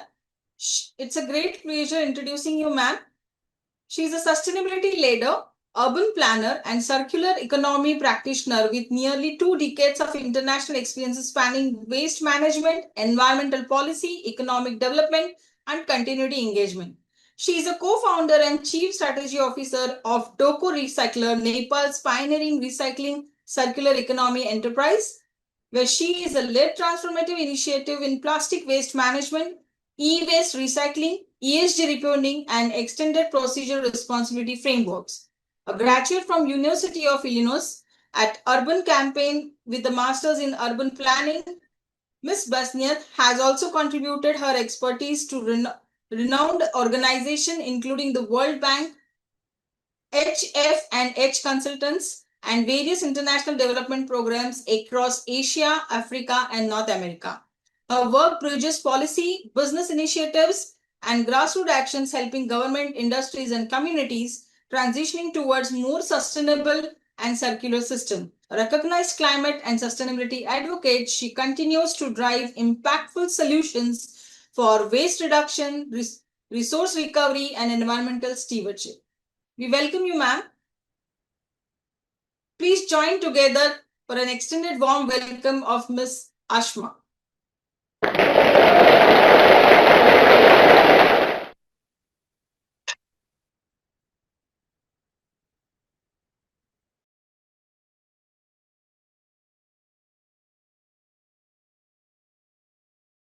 Shall I start? Great. All right. Good afternoon, everyone.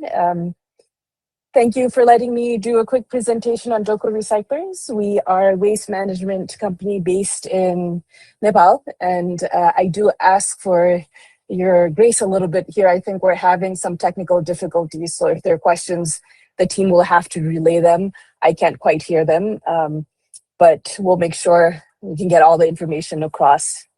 So Joko started about 9 years ago, and we are a waste management company that primarily focuses on dry waste, everything from collection to processing to ensuring that there is an end of life to the materials that we collect. So rather than waste, we typically look at it as resource. Plastics, paper, e-waste, and everything else that you think may have like glass that has a purpose and a reuse and opportunity for upcycling, after which you finally recycle. We are now a team of 120 and above. We started off with 5 members doing household collections and weighing waste and buying your waste. We are now have grown to a 3-facility company, 2 in Kathmandu, 1 in Pokhara, and 2 additional facilities that we are building out for municipalities of Kathmandu and Bhaktapur, which are 2 of the largest municipalities in Nepal.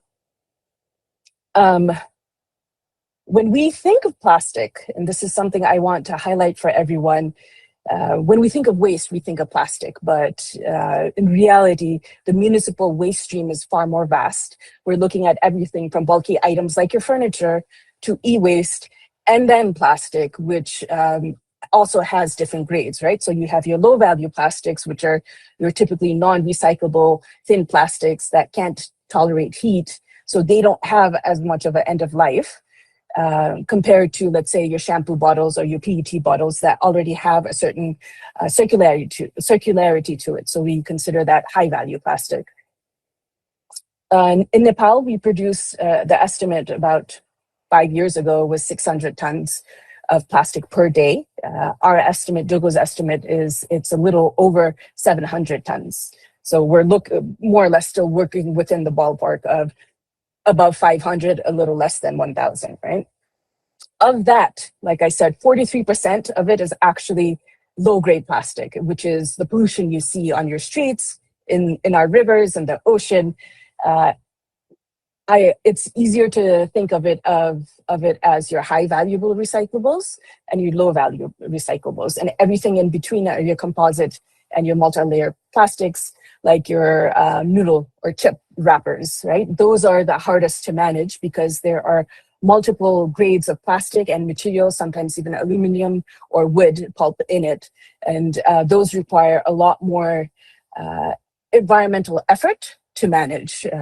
To separate those materials, to then have it processed, to create a resource out of it to be used again. So for DOCO, we, aside from our dry recyclables, so the paper, plastic, metal, or traditional glass, we are Nepal's first and only established e-waste recycler.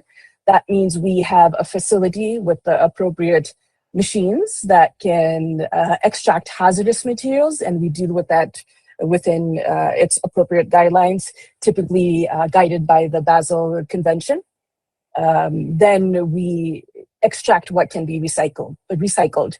And within that too, there are, let's say, plastic, your wire casings that can be recycled. It goes downstream to the actual recycler that will create materials out of it. And something out of your wire casing may end up producing plastic furniture, for example. The copper in it is still considered hazardous copper. So it can't just re-enter the market. It either needs to go back to an electronics manufacturer, because when you put metals at high heat for a consistent range of time, it holds the hazards, basically.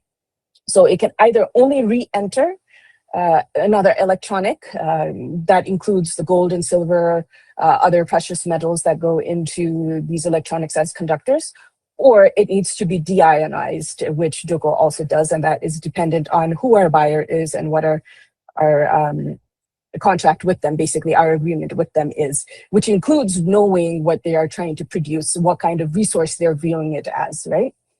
What we do not manage at this point of time are organics and landfill, but for organics, we do encourage our household clients at the very least to use what we call our smart bucket. So this is a at-home composting bin that you get to produce your own compost on a daily basis.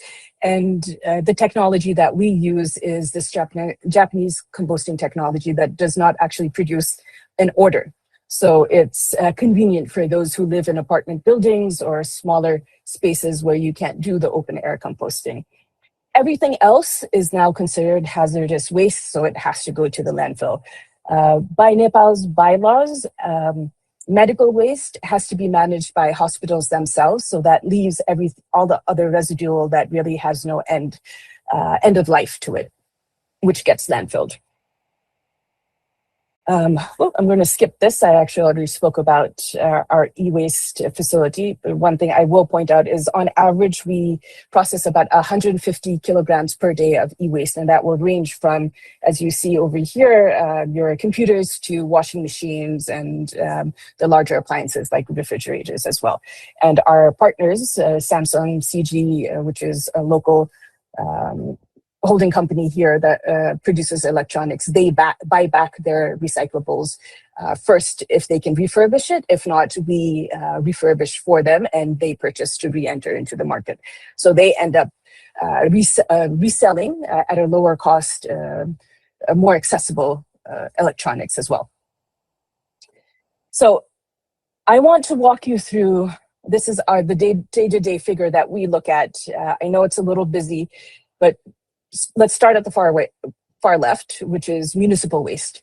On average, DOCO looks at municipal waste coming in. That's 200 tons per day.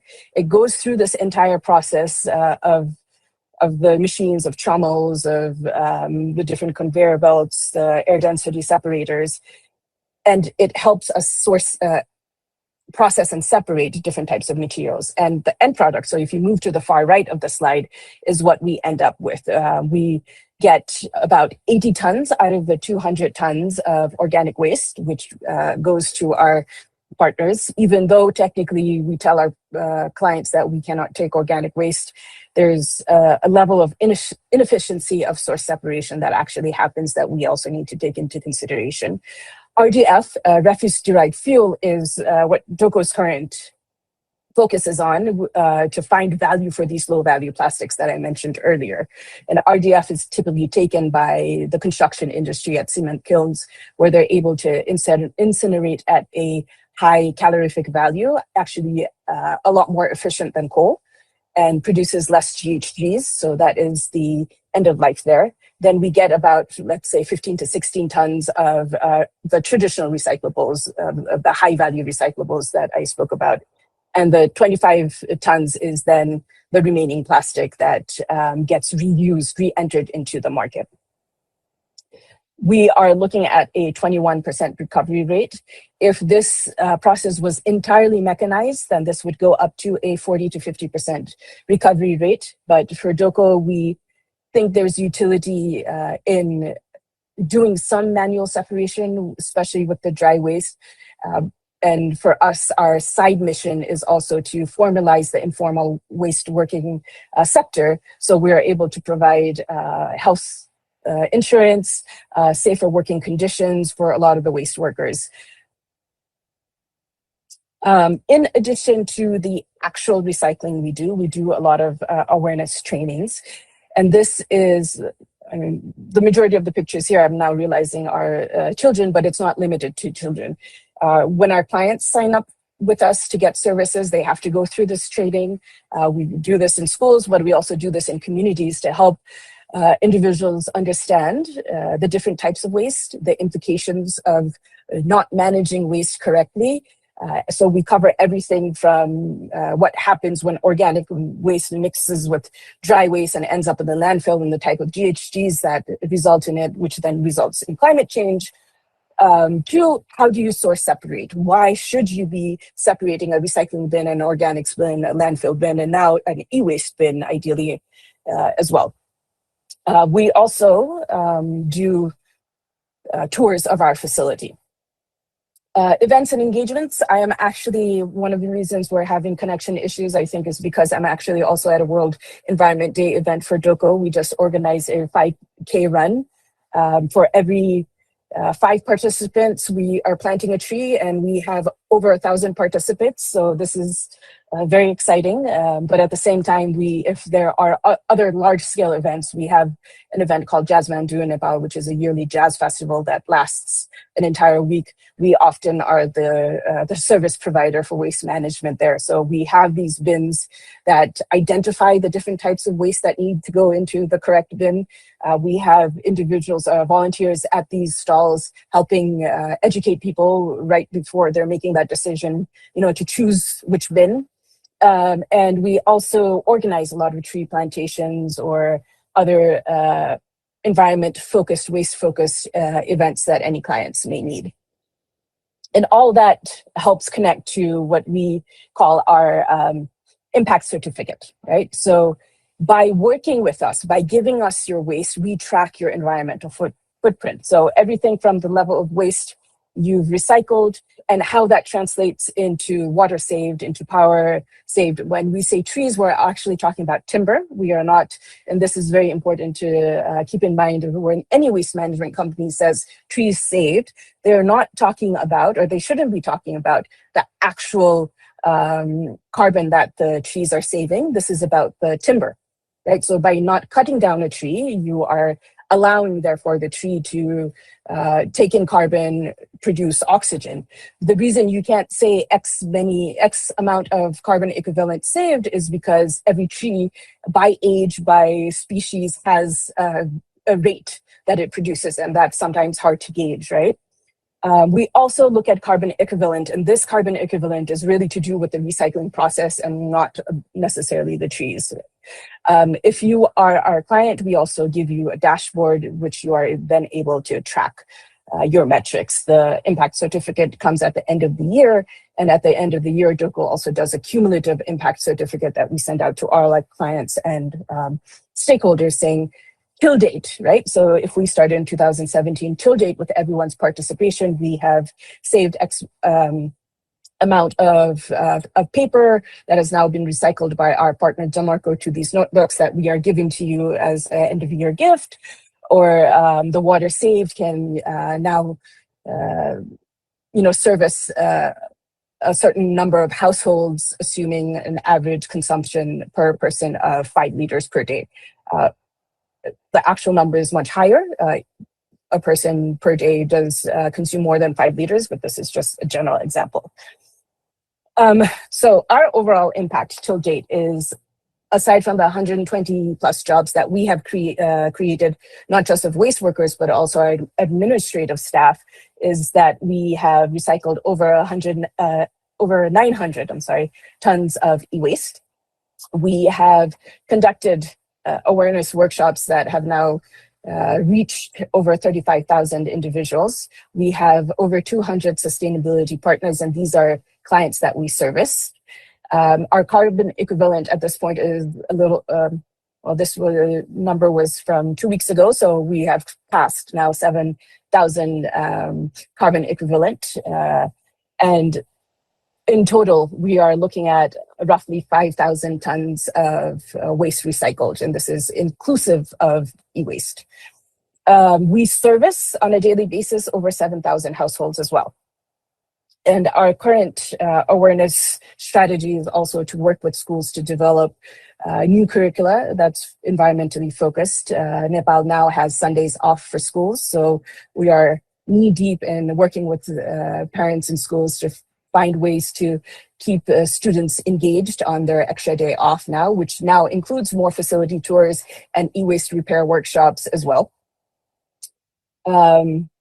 With our impact certificate, like I said earlier, we want to try to make the impact a little more tangible. So when we say we've saved X amount of kiloliters of water, it is equivalent till date, right? So 9 years of lighting Kathmandu Valley's street lights. And Kathmandu Valley has 17 municipalities through within the valley itself.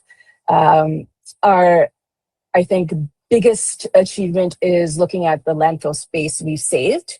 Turik Hill is our largest open space, which is in the middle of Kathmandu, that it's our open park, let's say, that we could save this amount of landfill diversion. And increasingly, as we talk about climate change and impact metrics, this is a new metric that we're trying to introduce to individuals, that the amount of waste that actually goes to your landfill, it needs to be minimal, because you have source separated your organics, your recyclables, your e-waste, anything that could have a secondary life.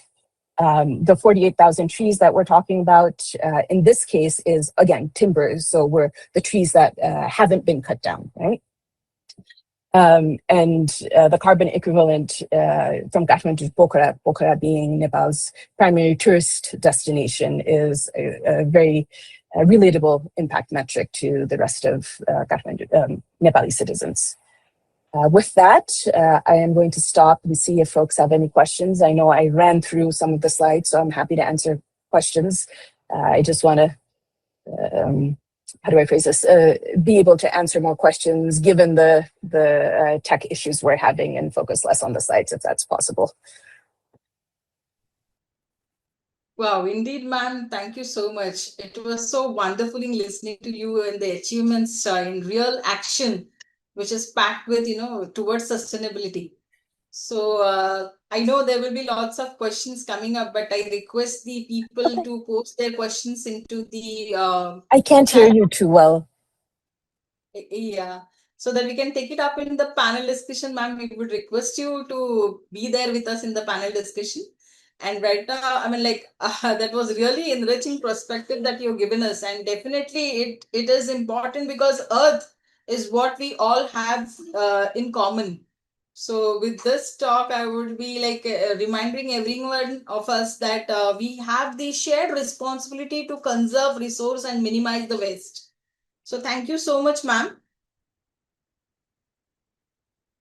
And now I would request to accept on behalf of International Certification Services, the as a token of our appreciation and gratitude, the small memento.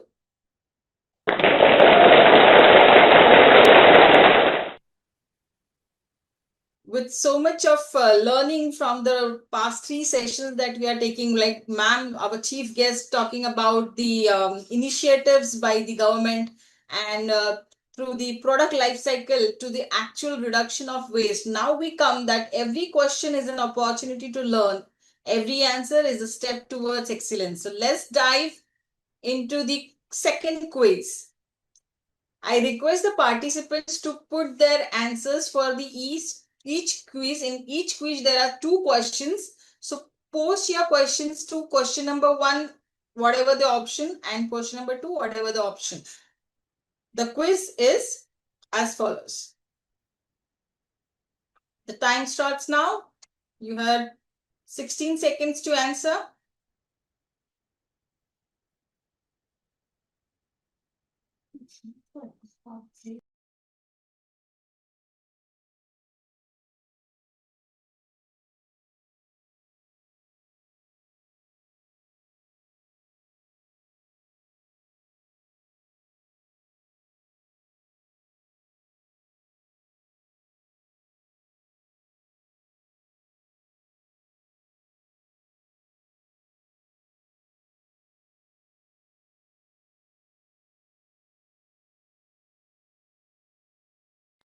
So now the correct answer for the question number 3 of the quiz second is A, and question number 4 is D. Moving further, we invite our 4th technical speaker, whose topic is UV as a solution to rising air and water pollution. Welcome, sir. I would like to introduce Sir, Mr. Vikram Bapat, sir.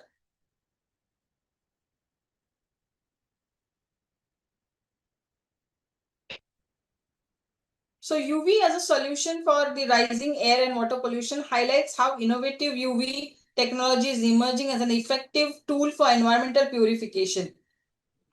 This technical note will be given by Vikram Bapat, sir. He is Managing Director of Arclight Specialty Lamp Private Limited and recognized expert in the manufacturing and application of ultraviolet lamps and UV-based air and water purification system. He has more than 30 years of professional experience. He brings a unique blend of technical expertise, global business leadership, and sustainability-oriented innovation. His career began with the maritime sector, where he spent 11 years serving in on oil tankers, followed by 4 years in Singapore as General Manager Business Development with AP Mollers. For past 18 years, he has been actively involved in advising UV technologies that contribute to safer and healthier environments. Mr. Bapat holds a graduation degree from Peatwood, UK, and an MBA from Singapore. Beyond his professional achievements, he is a certified heartfulness trainer and has been practicing heartfulness meditation since 2011. We welcome you, sir. Please join together to warmly welcome Mr. Vikram Bapat, sir.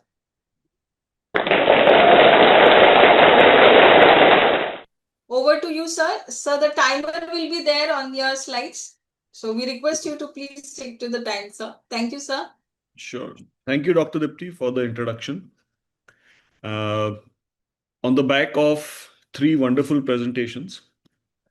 I think I'd like to dive into two key areas in this regard, which are basically the looming urban crisis of air and water pollution, and what we can do to clean up this pollution that is today already plaguing many of our cities in the country. You might be aware that out of the top 10 most polluted cities in the world, I think India has 5 or 6 of these cities are in India. Next slide, please.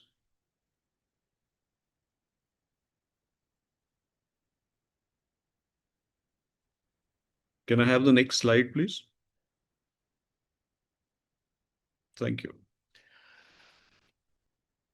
So, of course, we are ranked very poorly on the global stage with regards to the pollution.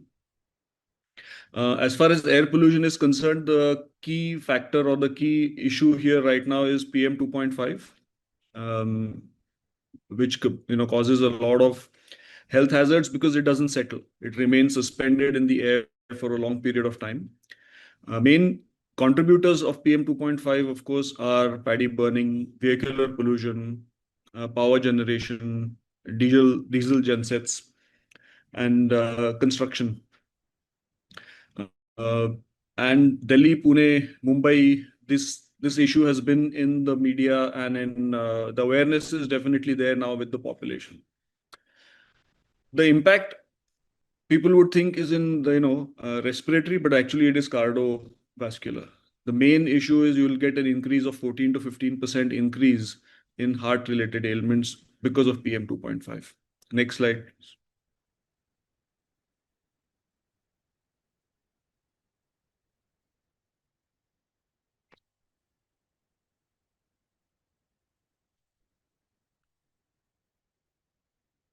Can I have the next slide, please?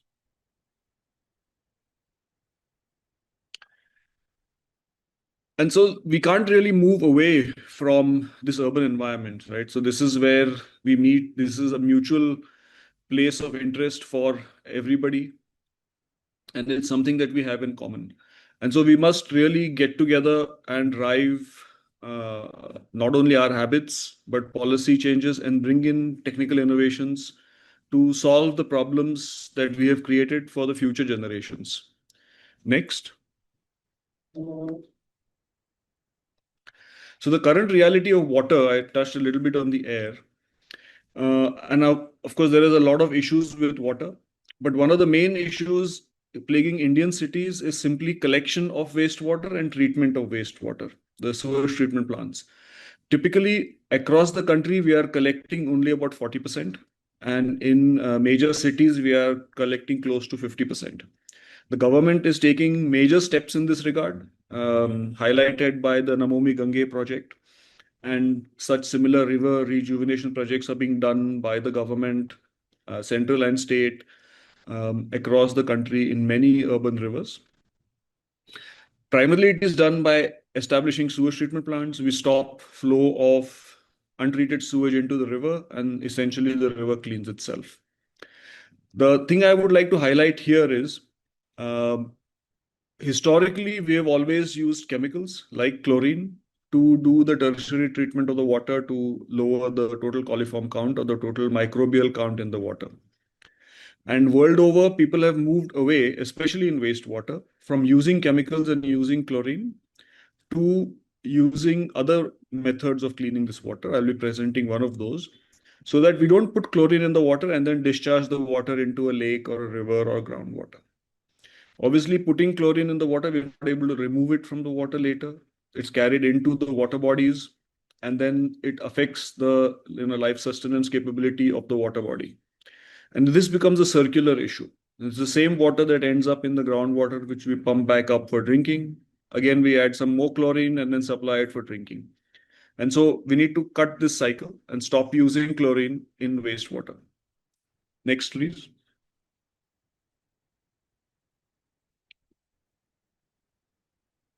So beyond chlorine, one of the major uses of technologies is UV, ultraviolet lamps. So UV is another wavelength of light, and this can be used to replace chlorine typically in drinking water, swimming pools water, cooling towers where water is reused, and wastewater, especially if the wastewater is going to be reused either in industrial applications or in agriculture. Next slide, please. So I'll spend a little bit of time talking about UV. It's just another wavelength of light, right? We get ample UV from the sun, and it's predominantly broken up into three parts: UVA, UVB, and UVC. What we use for air treatment or water treatment is the UVC, specifically 254 nanometer. And just above UV at 380 nanometers starts the visible light. So it's not, while it's often referred to as radiation, it's perfectly safe to use as long as it is contained within an air purifier, whether it's water or air. Next slide. So how UV works is there is a nominal curve, and the peak germicidal efficiency is very close to 254 nanometer, which is the kind of lamps that are typically used globally. This particular wavelength has the property that it penetrates cell walls of viruses and bacteria and then disrupts their DNA sequences, which prevents the bacteria from multiplying, which essentially controls the amount of microbes in the air or in water. UV has some other applications, because it works as a catalyst, especially with nanoparticles of TiO2, to what we call PCO, photocatalytic oxidation. So it creates surface-bound OH free radicals, which help in removing other pollutants in the air, like PM 2.5, VOCs, volatile organic compounds, and odors. Next slide, please. So UV lamps such as these are essentially used in engineered air purification and water purification systems.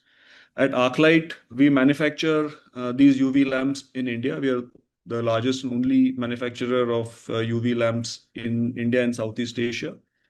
We export a lot of these UV lamps, and we also make air and water purification systems for industrial, commercial, and municipal usage, all in India. So they're chemical-free, very effective in pathogen control, very effective in other pollutant control in air and water, especially by using either advanced oxidation processes or PCO, photocatalytic oxidation processes. And these are very energy efficient lamps. They're made out of quartz, which is reusable. And we also handle disposal of these lamps at end of use, should customers want that service. Next slide, please.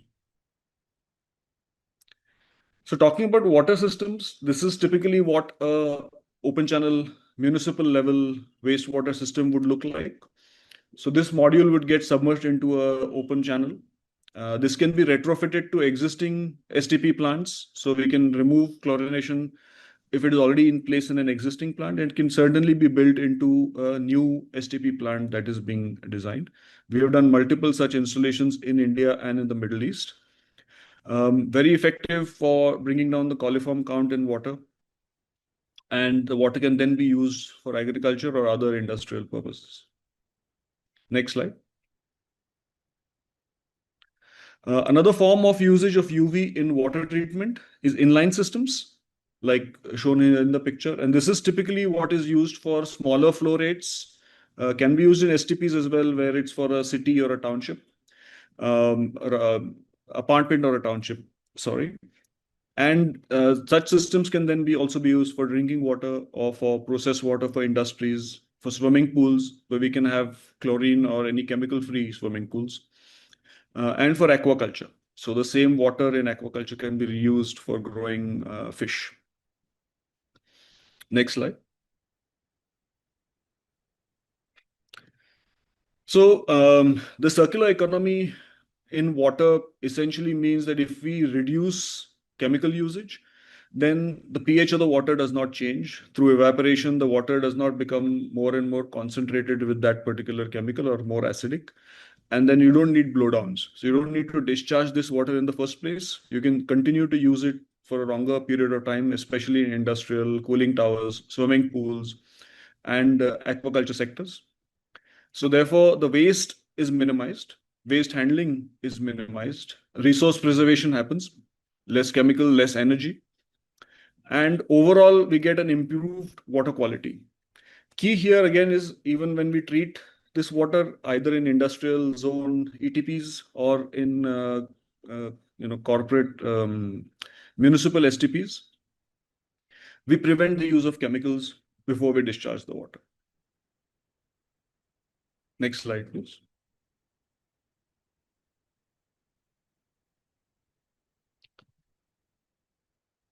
So the water treatment, industry emissions, and green infrastructure are all linked together. So unless we have a holistic urban planning approach where we firstly build in green infrastructure, we build in infrastructure to treat air and water, and then we control construction and industrial emissions or water discharge. Only then are we going to have developed synergies and have clean, green, zero carbon, and polluting cities across India, which is absolutely the need of the hour. Next slide, please.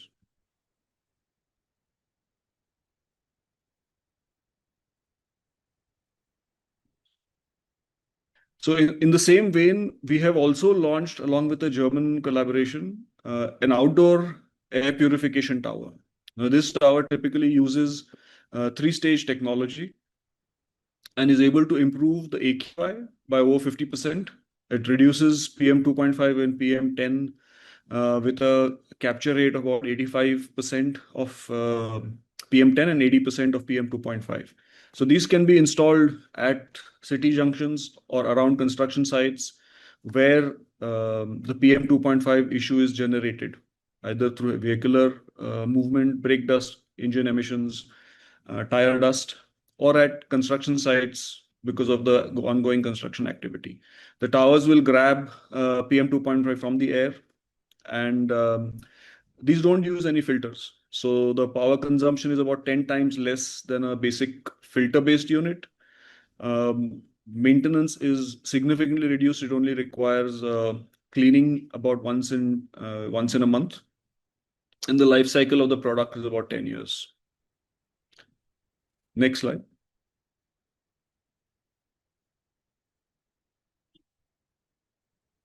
So the other air quality product that we have is called the Wattmizer. So this is installed inside air handling units in large buildings, offices, airports, metros, hospitals, and pharma companies. Essentially any building that has a central air conditioning. The advantages are primarily two. Number one, it improves the air quality for microbes. It reduces VOCs, volatile organic compounds, inside a building. And since we recirculate almost 90% of the air in a building, typically the microbes and VOCs which are produced from inside the building keep building up. And we know that we get what is called a sick building syndrome. So the system prevents this. The secondary benefit is it keeps the cooling coils or the heat transfer efficiency of these cooling coils restored to what it was when it was new. And so the air conditioning system does not deteriorate over time and does not consume more and more power. So we have seen an improvement about 15 to 20% in the operating cost of any air conditioning system as compared to a system without UV. And that's electrical savings on operating costs on the AC. So it just allows the air conditioning to work more efficiently. The third thing is we don't need to clean these cooling coils as frequently, which is otherwise that's the traditional solution engineers use. And therefore we can prevent water and chemical use in maintenance of air conditioning units.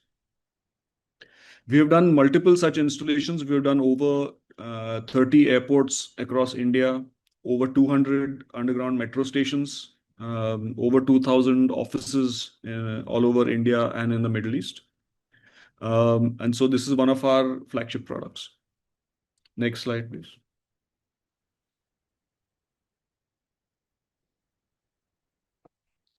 So, key takeaways, I think, is to build urban resilience. We can't really prevent or stop people from living in cities. Migration from smaller towns into bigger towns continues to happen. But we can design the cities to be resilient. We can purify the air and purify the water to solve existing problems. And UVC is a very relevant technology that has not only been around but also likely to be around for the future. And it can reduce water usage, reduce chemical usage, and provide air and water quality benefits. Thank you.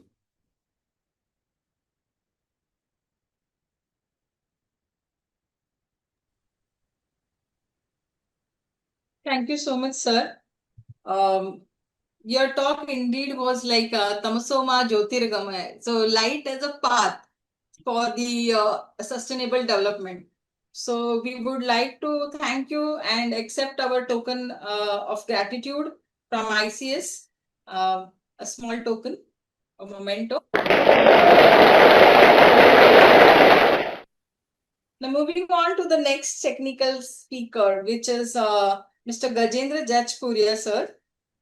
His talk is on the sustainable township in nuclear plant residential colony, which I would like to correlate it with Janani Janma Bhumishcham Swargadipam Garishyasi. Means its one homeland is greater even than heaven. So let's invite this technical speaker. I would like to introduce him. Sir has accomplished electrical engineering professional. He's a graduate from MBM Engineering College, Jodhpur in 1983 and brings over 37 years of rich experience in power and nuclear energy sector.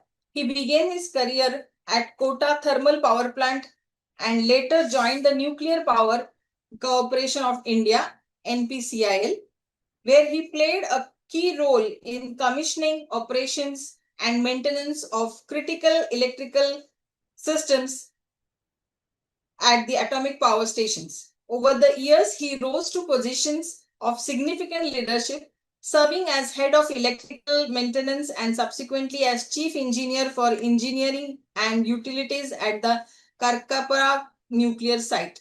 In 2018, he was appointed Associate Director Project PHWR at NPCIL headquarters Mumbai. Even after his superannuation in 2020, he has continued contributing as technical consultant. Most recently, in 2024, he was deputed by the Government of India to provide consultancy services for the Rupapura nuclear power plant in Bangladesh. A very warm welcome to you, sir.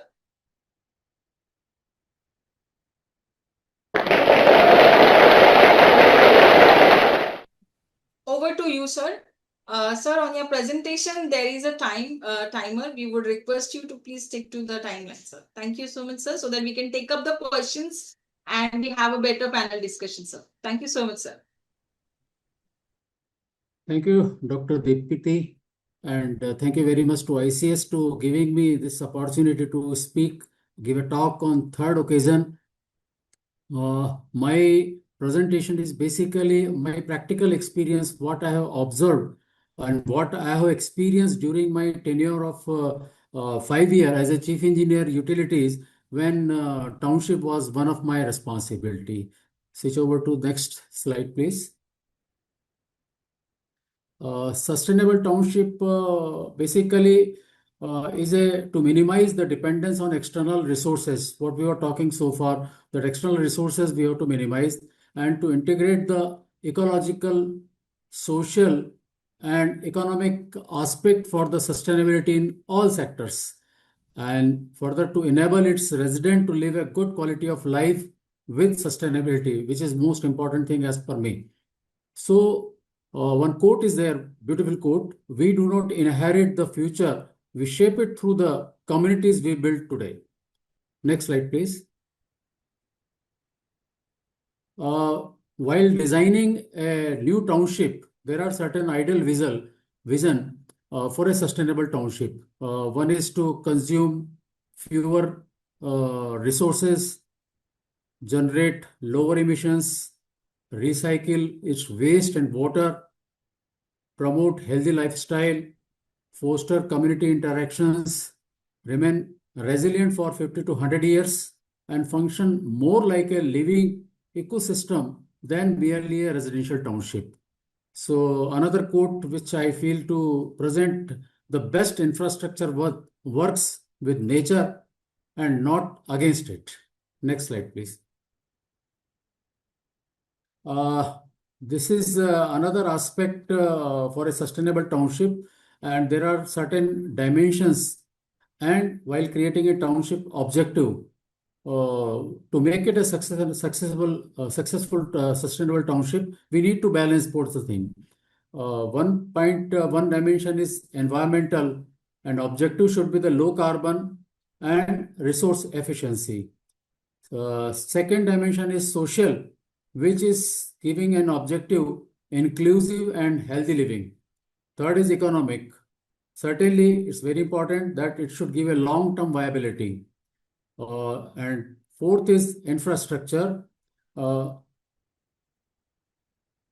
which gives a smart system and resilient and smart system, and governance, and that is efficient operation and maintenance. Next slide, please. Next slide, please. Basically, what I am going to present is, as I told, it's not too technical. It is what I have seen right from my construction stage when I joined the power station, and it has developed, and subsequently at the after 30 years of living in that township, last 5 years I have devoted as one of my responsibilities for the township management or township maintenance, and that is I am going to present. Kakrapar, which is located in South Gujarat, is a fifth site in India. After so many experienced people have built, and with a great vision, they have developed this township. And township is known as a Anumala.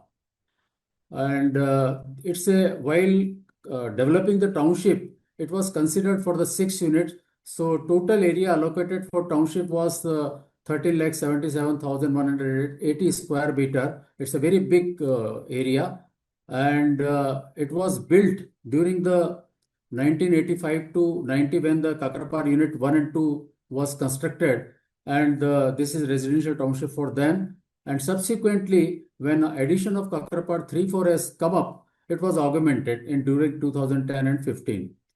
And subsequently, as a continual improvement, several sustainability features added in the subsequent years, because as we are hearing from the previous speakers also, many technological development has taken place which need to be incorporated in old township like Anumala. And ISO certification for the plant as well as our Anumala township was obtained for environment, quality and safety. Next slide, please.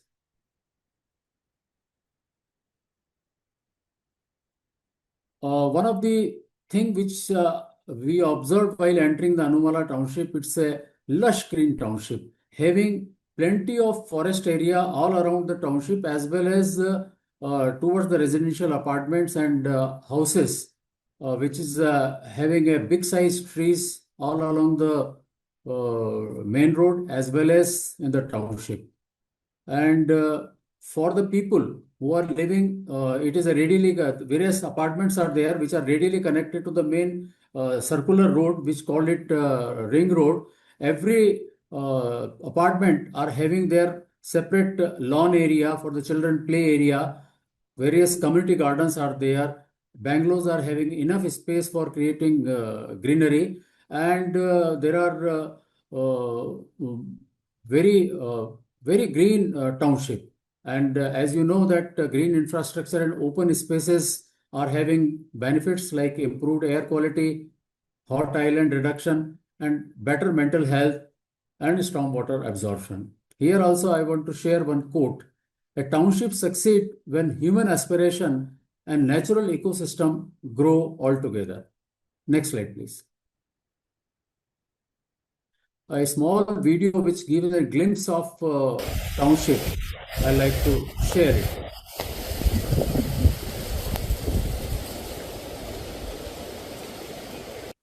Yes, please. Next slide, please. Another important point for sustainable township is water management. For township, main water intake is from the canal, which is coming from the Ukai Dam, which is located around 25 kilometer away from the township. And this basically canal is an irrigation canal. So we have to pay the money to irrigation department, state irrigation department, which is payable. But over the period of time, based on the experience of the water requirement during the shutdown period of the canal, a lot of borewells have been dug all around the township, depending on the water availability, and a lot of efforts have been created to increase the groundwater level. And there is a finally it goes to the reservoir, which is located in the water treatment plant. And then after treatment, it is given to the overhead storage tanks for the potable water purposes. In addition to that, because conservation is very, very important from the sustainability point of view, so a lot of steps have been taken, like water harvesting. There was a natural nala which is flowing in between the township, and an earthen dam was created in the upstream side of the nala so that it can harvest the water for the ground level to increase, and recycling of the wastewater for the gardening purposes and for the lawn purposes. Installation of dual flush toilets, very small stuff, but it gives a lot of effect. Installation of push coke walls and a sensor flush walls in the public washrooms. Here I like to share another good quote: every drop conserved contribute to a stronger community. Next slide, please. Next slide, please. This is a picture of a water treatment plant, very old plant. Next slide, please. Next slide. Third point is energy efficiency and renewable energy. Power supply initially was drawn from the Gujarat Electricity Board, and it was routed through the main plant. But subsequently, it was that power was taken from the main plant power supply system, and an 11 kV feeder is there, which was earlier it was a open system, which is converted to the underground cable to avoid the open type of fault in nature and to maintain the continuity. And power supply from GEB, which is payable, was disconnected.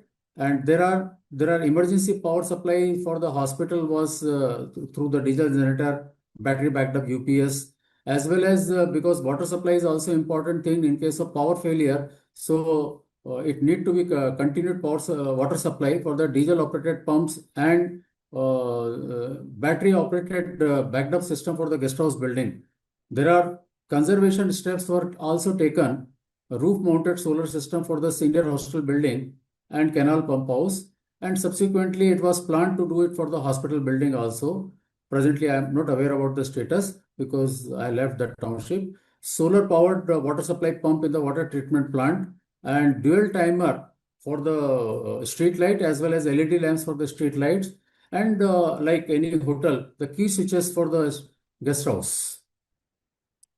Next slide, please. Solid waste management. So many things have been talked so far by the previous speakers.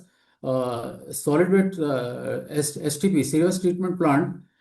Initially, it was built for 1.36 for Kakrapar 1 and 2. Subsequently, after coming up 3-4, new plant was also added, and it is being operated as per the Gujarat Pollution Control Board norms, and recycling of the wastewater for the gardening purposes, as I already told.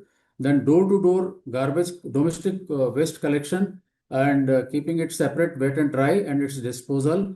Then vermicompost facility for the wet organic waste, and incinerator for the hospital waste disposal. And most important, as was talked to just now previous speaker, that e-waste collection and disposal through the GPCB certified recyclers. Next slide, please. Is a picture of the old sewage plant. Next slide, please. Now coming to the mobility, as I told in the beginning, the township is designed in such a way that all the radial roads are connected to the ring road, and basic thing is there, the prioritize the people over the vehicle movement and pedestrian friendly streets and public transport integration. There are common transport system which is going to the nearby town and cities like Surat and Byara. and centrally located shopping complex which is having all facilities, and there are some satellite shops all around various apartments also. Then it is all efforts are to make the reduce the internal vehicular dependency, and concept followed was the layout is such that 15-minute neighborhood. Next slide, please. Last and which is most important point is the social infrastructure. As it is there in the slide, that is school, a central school up to 12th standard, hospital, big hospital considering all 6 unit, community center, sports facility, playgrounds, clubhouse, swimming pool, pagodas. Pagoda is a very special feature given for the organizing community festival, given on the temporary basis. There are 5-6 pagodas are there where the people organize their festivals and they can take away this thing. And their open air theater is there, meditation center is there. Here also I like to quote one thing: the strongest communities are built on shared spaces, values and responsibility. Next slide, please. Governance and maintenance model. The long-term sustainability depends on the estate management. So resident welfare system, facility management, data-driven operation, maintenance funding, which is important, and community participation through the various community functions like Garba festival, this our Ganesh Puja, and many festivals are creating it for the community participation. Next slide, please. Now I am concluding my presentation. For developing a sustainable residential township require integration of environment responsibility, economic viability, social well-being, and resilient infrastructure into the planning and execution process. A quote, beautiful quote is there: a sustainable township is designed for generation yet to come. Next slide, please.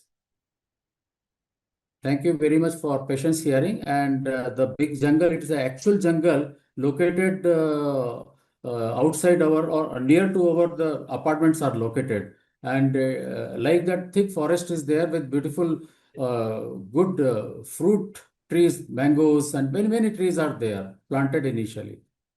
Thank you so much. Thank you so much, sir, for this thought-provoking perspectives, which very well aligns with our today's program theme, that is Vasudhaiva Kutumbakam. So perfect sustainability township and community-centric development is very well a need for today.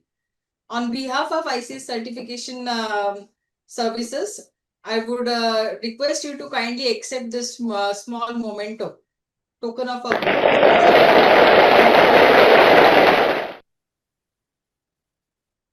Moving forward, we move to the last session of today's technical talks, which will be given by Mr. Kondala Rao Gunuguntala. I take the pleasure in he will be talking on before moving to the last technical talk, we will move to the quiz.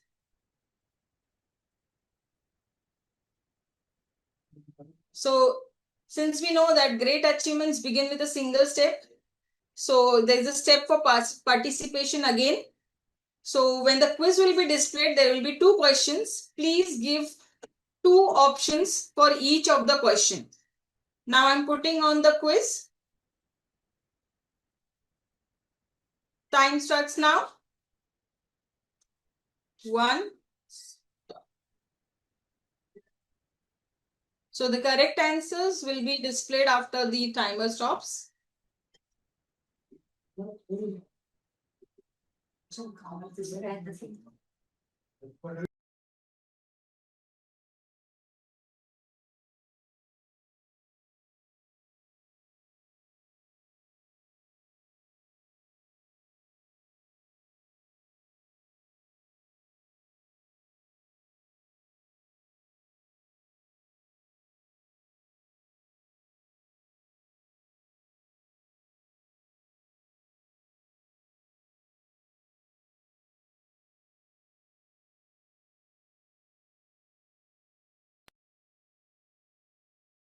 So the answers are as displayed.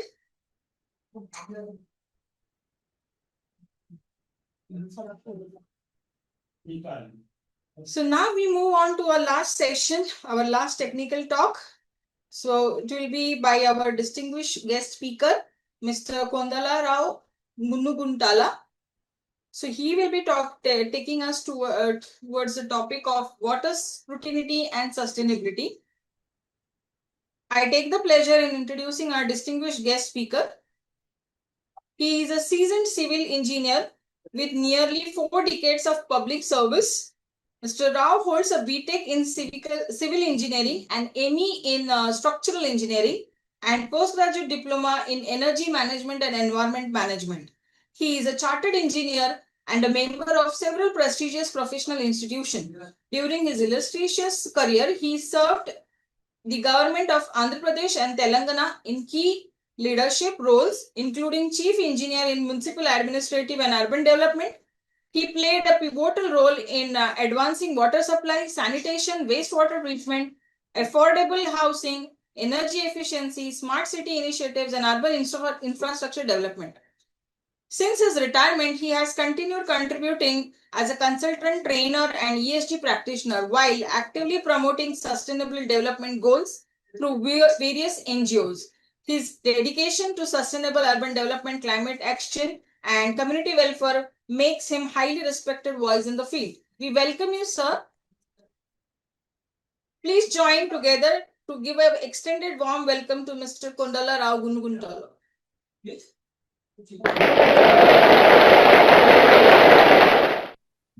Over to you, sir.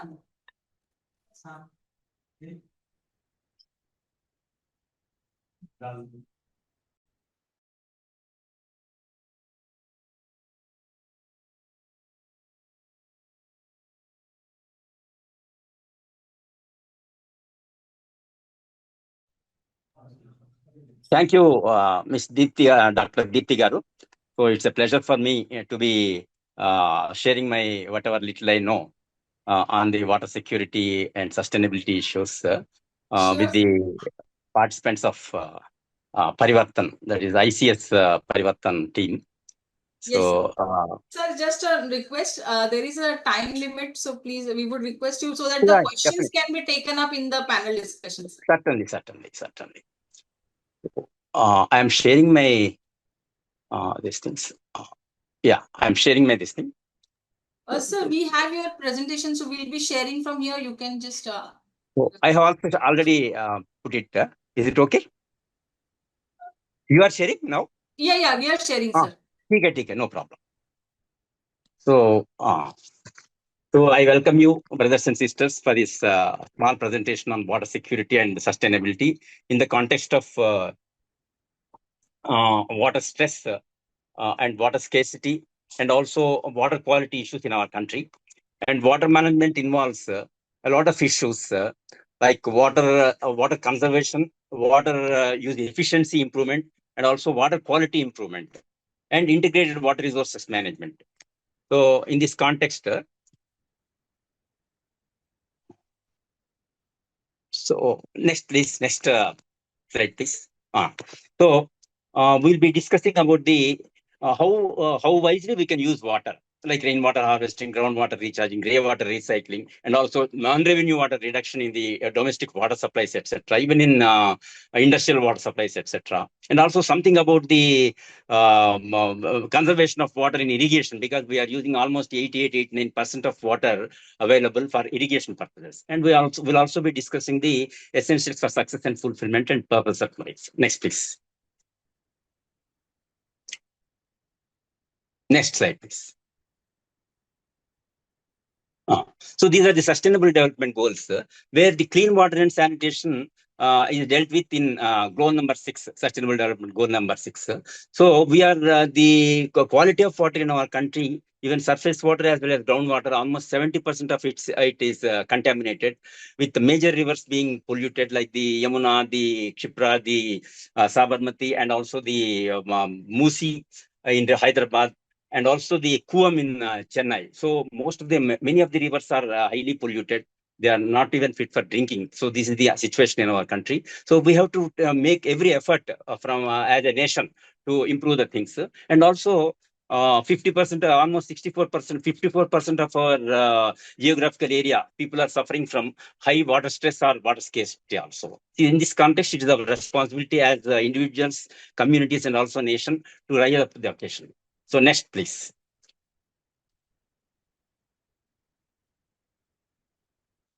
So water availability, as we have discussed, almost 54% of our country faces high to extremely high water stress, and we are at the almost at about 120th place in the water quality index. So and even Niti Aayog also recognizes this one, and almost 11 cities out of 20 cities are facing water scarcity, and the environmental performance index is also needs to be improved in our country. The availability of water is considered to be adequate when the availability of water per capita is about 1700 cubic meters per annum, as per the Falkenmark water stress indicator. So whereas our availability at present is about 1450 cubic meters per capita per annum. So we are going to go into a difficult situation by the year 2035, where the availability may be less than 1000, then it will be considered as water scarce. So this is the context. And in India, India is the 13th most water stressed country in the world. And we are supplying only 69 LPCD on an average against the service level benchmark of about 135 LPCD. So the gap between demand and supply by the year 2035 will be almost 50%. So from the figure we can see. So next, please. So this is the status of water quality in our country.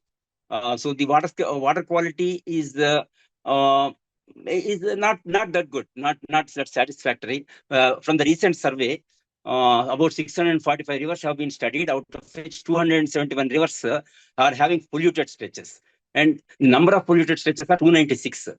So this is the situation. So there is a lot of national. We have to make it a national issue to improve the water quality in all water bodies, not only rivers, but even lakes, tanks, etc., and canals like that. So it's a national mission. We should take it up as a duty for us as citizens and also the governments. Next, please. So this is the domestic water consumption pattern in our country. It varies across the cities, and most of the water, almost 40% of water is used for toilets and shower. So so at the household level, we can easily save almost 20% of water by being careful about the water consumption, and also by fixing the leaks, and also using adapters for the water faucets, and using water reducing fixtures for all the utilities. So this is the diagram, top right one, in a metro city in India. That is the classification of different water uses in our own houses. So next, please. So we will see there are individual actions we can take, and there are community actions we can take, and there are national level actions and global level actions. At the individual level, we can save water by fixing the leaks, and by using water saving fixtures, and also by by cutting the consumption as much as possible. And we can also save at the community level. We can preserve our lakes and preserve the water quality of the lakes, and we can clean up the lakes, like we are doing in Midikunta River Lake near our Miapur area in Hyderabad. So we have been involved in cleaning up the lake and beautifying the lake, and making it fit for recreation, etc. So like that, we can preserve the lakes, the tanks, and also the river waters. So not only we use the rivers for our natural normal purposes like recreation or for drinking, etc., for bathing, etc. But we should be even in cultural aspects also, cultural activities also. We should be careful in not defiling the water quality of the river. So by preventing any used material for any ablutions, etc., or for our festival purposes or our guard purposes, not mixing that waste material into the river. So this is an extremely important thing as a country we should practice.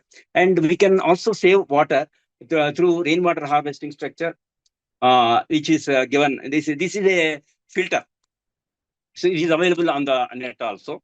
It's a sediment filter which will filter the water, and then the water can be cleaned through maybe the constructed wetlands, etc. And it can also be cleaned or disinfected through ultraviolet radiation, like that. And then it can be pumped either directly supplied to the for gardening or car washing, etc., or it can be pumped to the overhead tank and used for various purposes, for like flushing, etc., or for other purposes, household purposes. So you can have check dams which will conserve water, or which will also improve the water levels around the area, and be useful for irrigation, or also for drinking, etc. So these are the contour trenches. So you can use the rainwater harvested water for even for drinking. In Hyderabad, one of the ICRISAT officers is using only rainwater harvested water for drinking also, and for other purposes. So it depends on for what purpose you are harvesting the rainwater. It can be at the household level, or at the community level, or at the institutional level also. So next, please.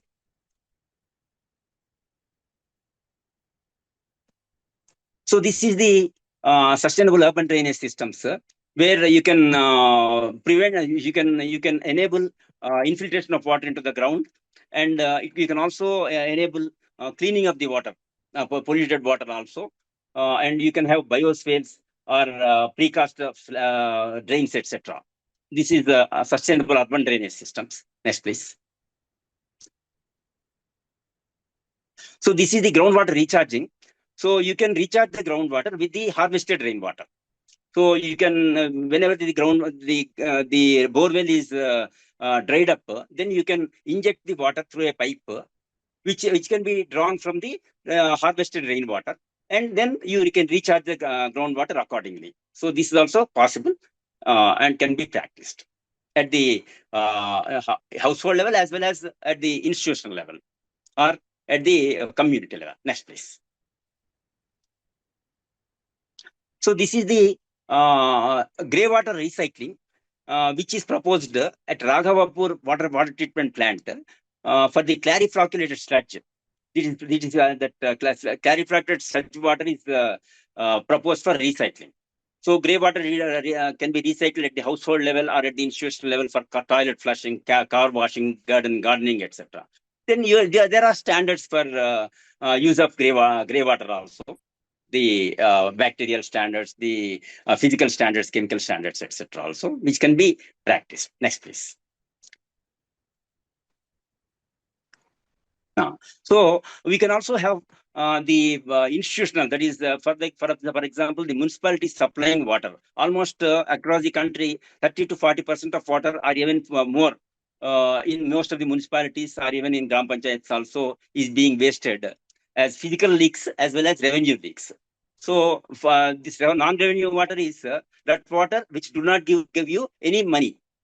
It will include the physical wastage of water, overflows, leakages, etc., and also the revenue leakages due to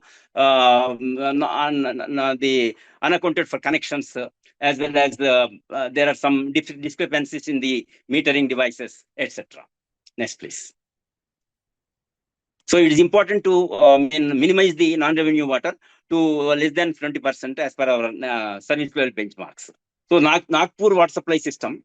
So they are actually treating the wastewater to a certain level, and they are supplying it to nearby nearby thermal power stations.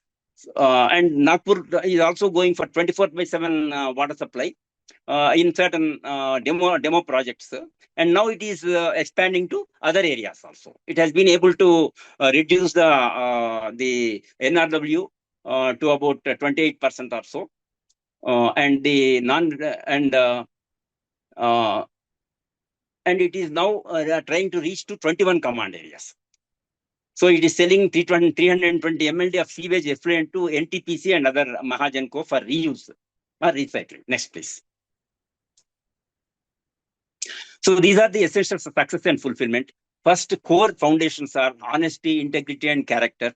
And we should have knowledge, skill, and the right attitude to be service to the people, and dedication, health, and creativity and innovation, and basic human values of truth, like Satyam, Karuna, Maitri, Sahanubhuti, etc. And work saturated with love. It will transform your work into service and leads to happiness at the heart. And we should be proactive. So take the initiative. No, we need not wait for any other person to take initiative. And we should have trust in our team and own up our people and our facilities, and learn and share and network, and then we'll have the capacity to lead. And we work together as a team so that together everyone achieves more. So how we get fulfillment in our day-to-day life? So is success only measured by job title and salary? No. It is it also includes not only salary and job title, but your free time, your recreation time, liking what you do, and physical health and mental health also. Next, please. So this is the biological basis for universal kinship. So what is the purpose of life? What is our meaning of life? So you should have passion, your vocation, and what is your mission, what for you are paid for, and what are you good at, and what the world needs from you. And we are all one. We are all one, coming from the same African lady who has existed 50,000 years ago. And we have migrated to different continents and even to India also. So at different places, migration has taken up into India, and we are all the population has been mixed up, and we are all one, irrespective of religion, region, caste, creed, language, etc. And we all share 99.9% of the DNA sequences among ourselves. So that is the proved from a Stanford University Human Genome Study, and also Southern Genome Study, which has been conducted in 2010 also. And finding the purpose, we have to find our own purpose, like what Viktor Frankl says in his Man's Search for Meaning. So next, please. So finally, I acknowledge my gratefulness to all the great people. Next, please. So any questions? So be a light to thyself, unto thyself. So the light is within ourselves. So we have to see that light and follow it. Thank you very much. Thank you so much, sir. It was indeed a valuable insight, reinforcing the belief that every drop counts. Also, the collective ikigi is very much needed, that you has rightly enlightened us with that. So as a token of our appreciation and gratitude, we would request you to kindly accept the memento on behalf of ICS. Thank you very much, ma'am. Thank you, sir. Now I request the participants to kindly bear with us. We are slightly behind the schedule, but we are looking forward for a very interactive and insightful discussion in the panel. So now may I request everyone, we begin our panel discussion now, where we have the esteemed experts, and they will share their perspectives and experience on advancing sustainability and addressing environmental challenges. So let us learn from these diverse viewpoints and explore the pathways towards greener and more resilient future with the spirit of Vasudhaiva Kutumbakam. That is, the whole world is one family. May I invite our esteemed panelists and to lead us to the enriching discussion. The floor is yours. I request Vatika madam to join. I request Sundar Kataria sir to please join. I request Mr. Vikram Bapat, Gajendra Jajpuria sir, Kumar Iyer sir, Kondala sir, Sudesh Sharma sir, and Manish Puranik sir and Anandpal sir. Please, we are here to start the discussion.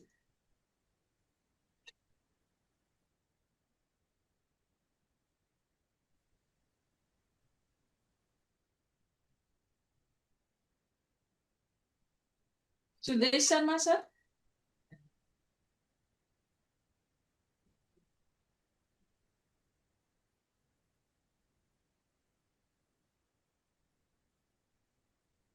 Sir, your audio, you are mute. Disable कीजिए.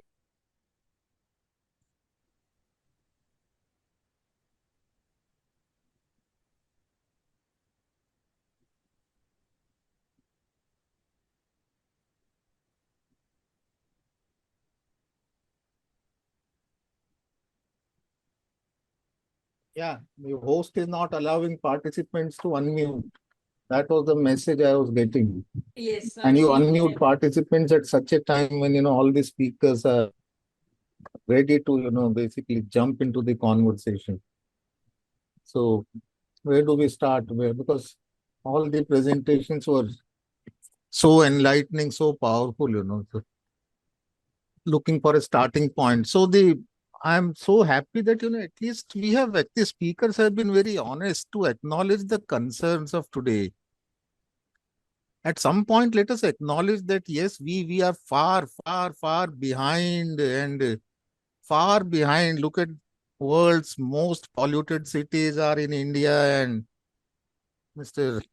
Kondla Rao gave another shocking figure that the water quality is at 120.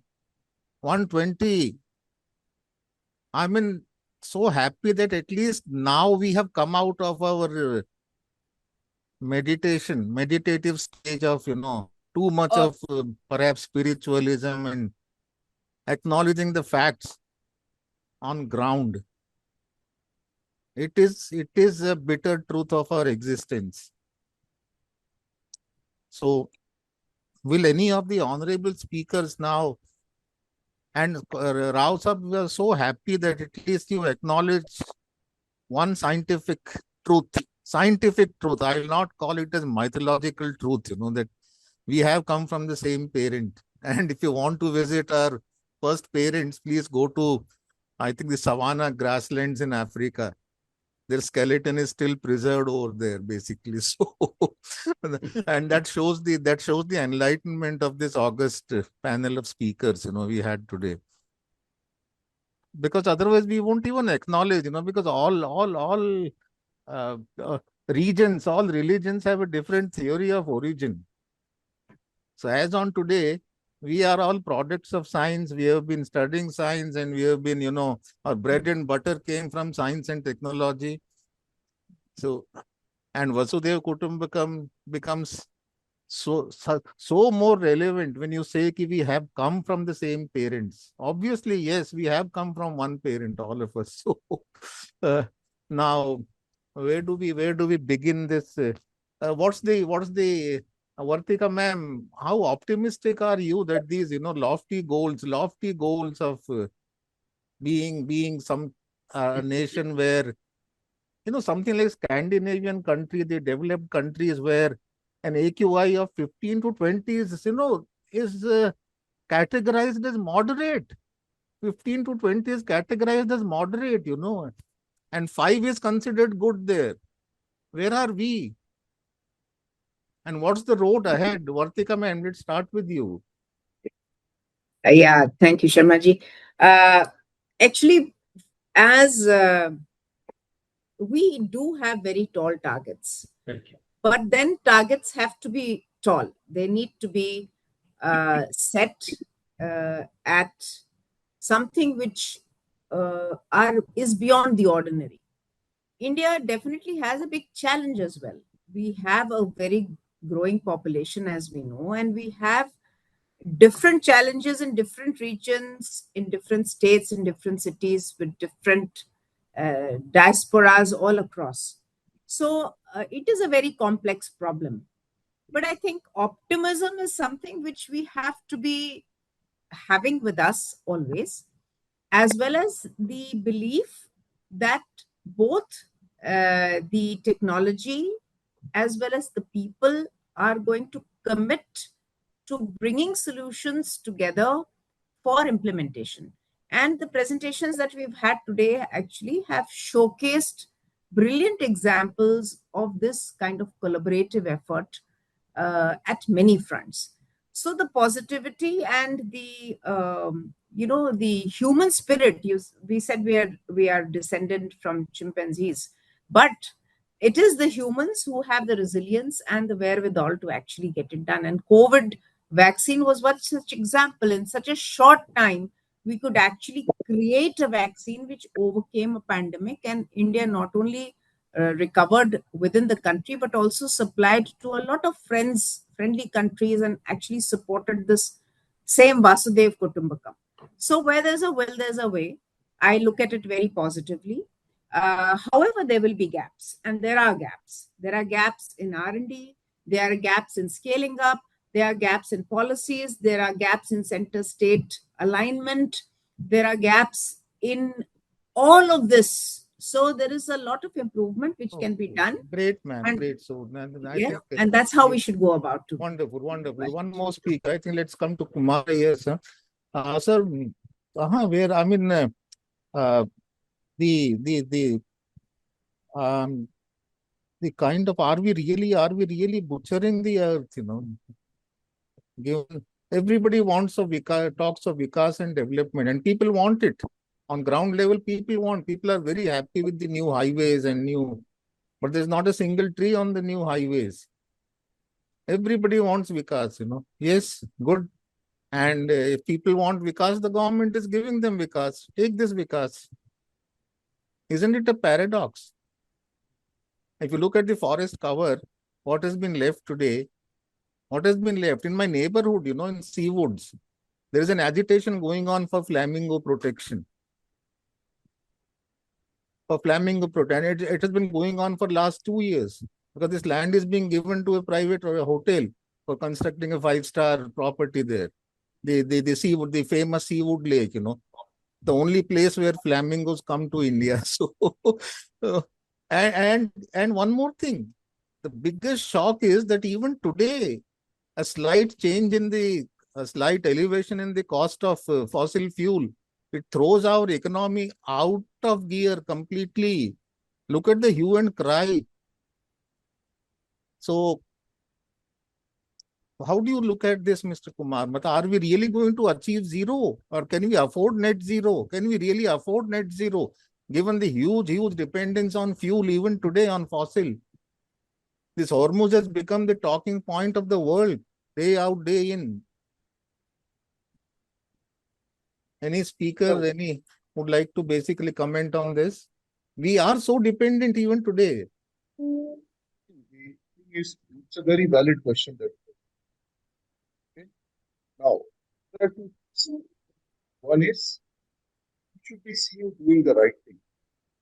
So your but audio. More importantly, yeah. Am I audible? No, please. Yeah. So, as I said, it's a very interesting question. And it's a very philosophical question. Two things. One, we must be seen doing the right thing. And two, we must be seen doing the right thing the right way.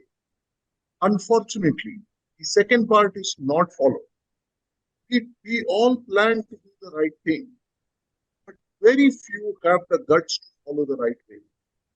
Everyone looks for shortcuts. Everyone looks for quick returns. Nobody wants to be in the long run.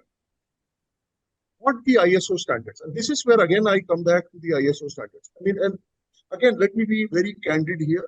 I have been on BIS, I have been on several ISO standards committees. The Western countries, the global north, fights as vigorously for diluting the standards as the developing countries fight.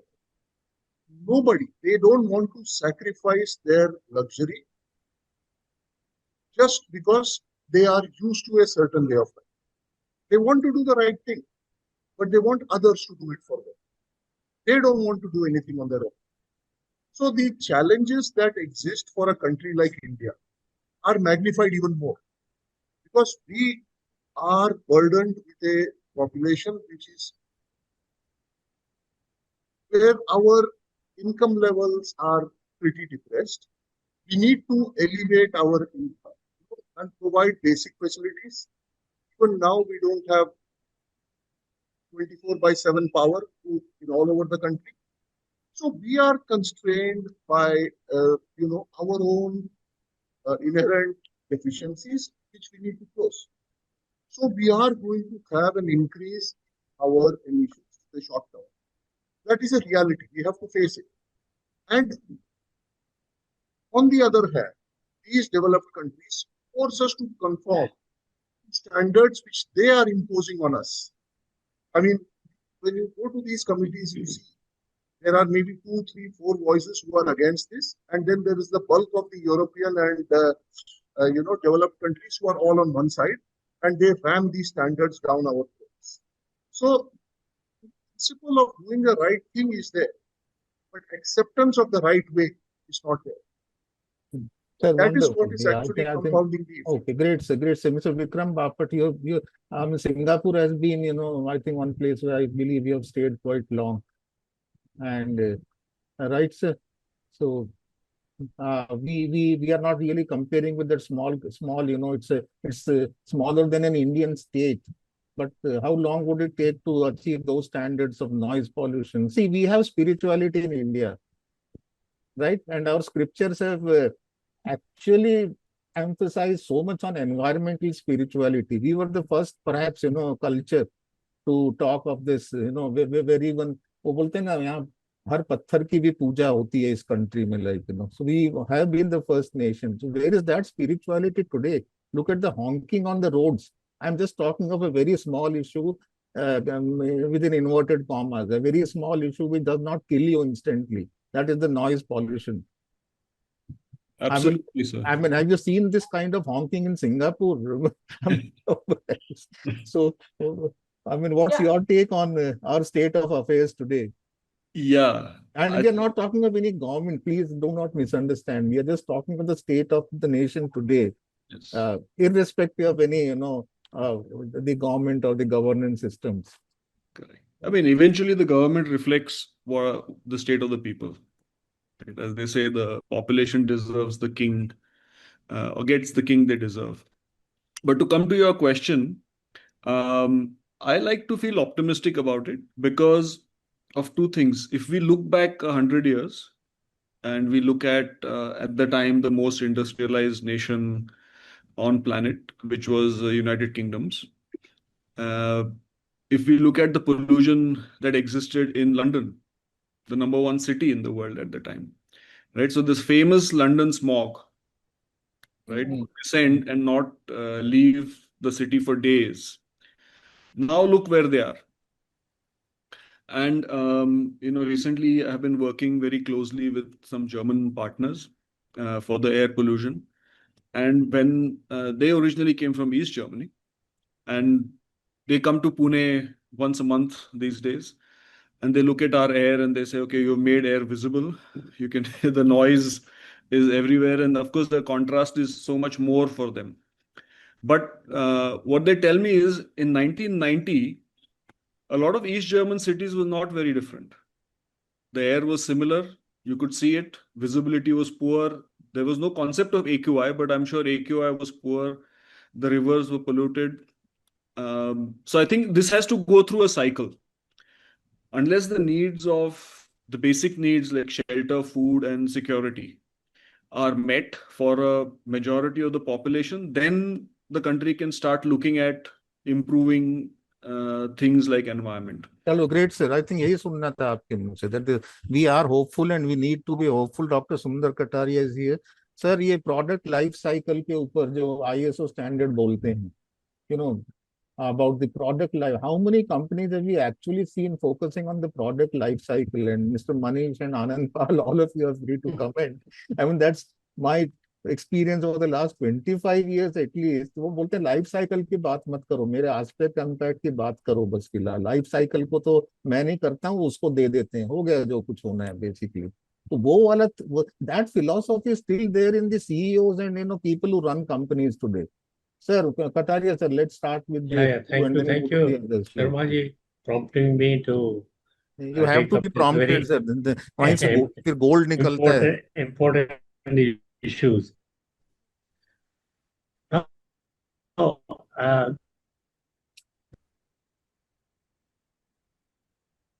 the two things which I also change, and today deliberation was so good. Every expert has spoken such a nice on their subject, which was really eye-opening for everybody. Now, I was also surprised to see Mr. That we have UV lights which can clean the air. There's a technology which one has to adopt the technology. Now, as a developing country, how we can afford to have, unless it is available at very economic cost. Another thing, what happened, this life cycle, we have done in the last 20 years, more than 17,000 certificates we are issued. But when we talk to the people about these two issues, they say, don't touch upon us, don't tell. Because if you see, ISO standards start with the 4.1 clause, where they have to focus these areas, issues, which are the burning issues. What do you say, Anandji? Let's hear from Anand sir. Another which question in my mind was coming. Thank you, Mr. Isika, and it was very nice presentation. Somehow, why we are not, I think Sharma will also agree, why we are not going to the nuclear energy, because which is one of the most clean energy, and Europe has gone very big way. If you see today, Norway is floating with the oil, but public pressure is so much, they say no more exploration. They had to curtail the production, and they had to have the other source of energy, which are renewable energy and other things. Last 5 years, they have changed all the 30% vehicles to EV. So where is the will, there is a way. That is the most important. We have to, and we have our ancient value, we have to bring it back. Where our generation, we have lost that one to tell our children about it. That's all I want to say.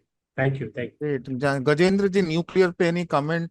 I think you will definitely throw some light, because what we are observing is that definitely there is a thrust now with NTPC. But before that, one question, you showed a township where I think 90% is green space and 10% is concrete space, And after moving away from the township, are you living in the same kind of space now also? Or is the average man living in that kind of space where 90% is green and 10% is concrete? What's the situation now? First of all, let me say about that your first point about the nuclear energy. As Kataria sir has also pointed out, India is developing fast in this area. That we should acknowledge that fact. And government of India is also now encouraging that way. Okay, it is going to the other sector other than NPCL.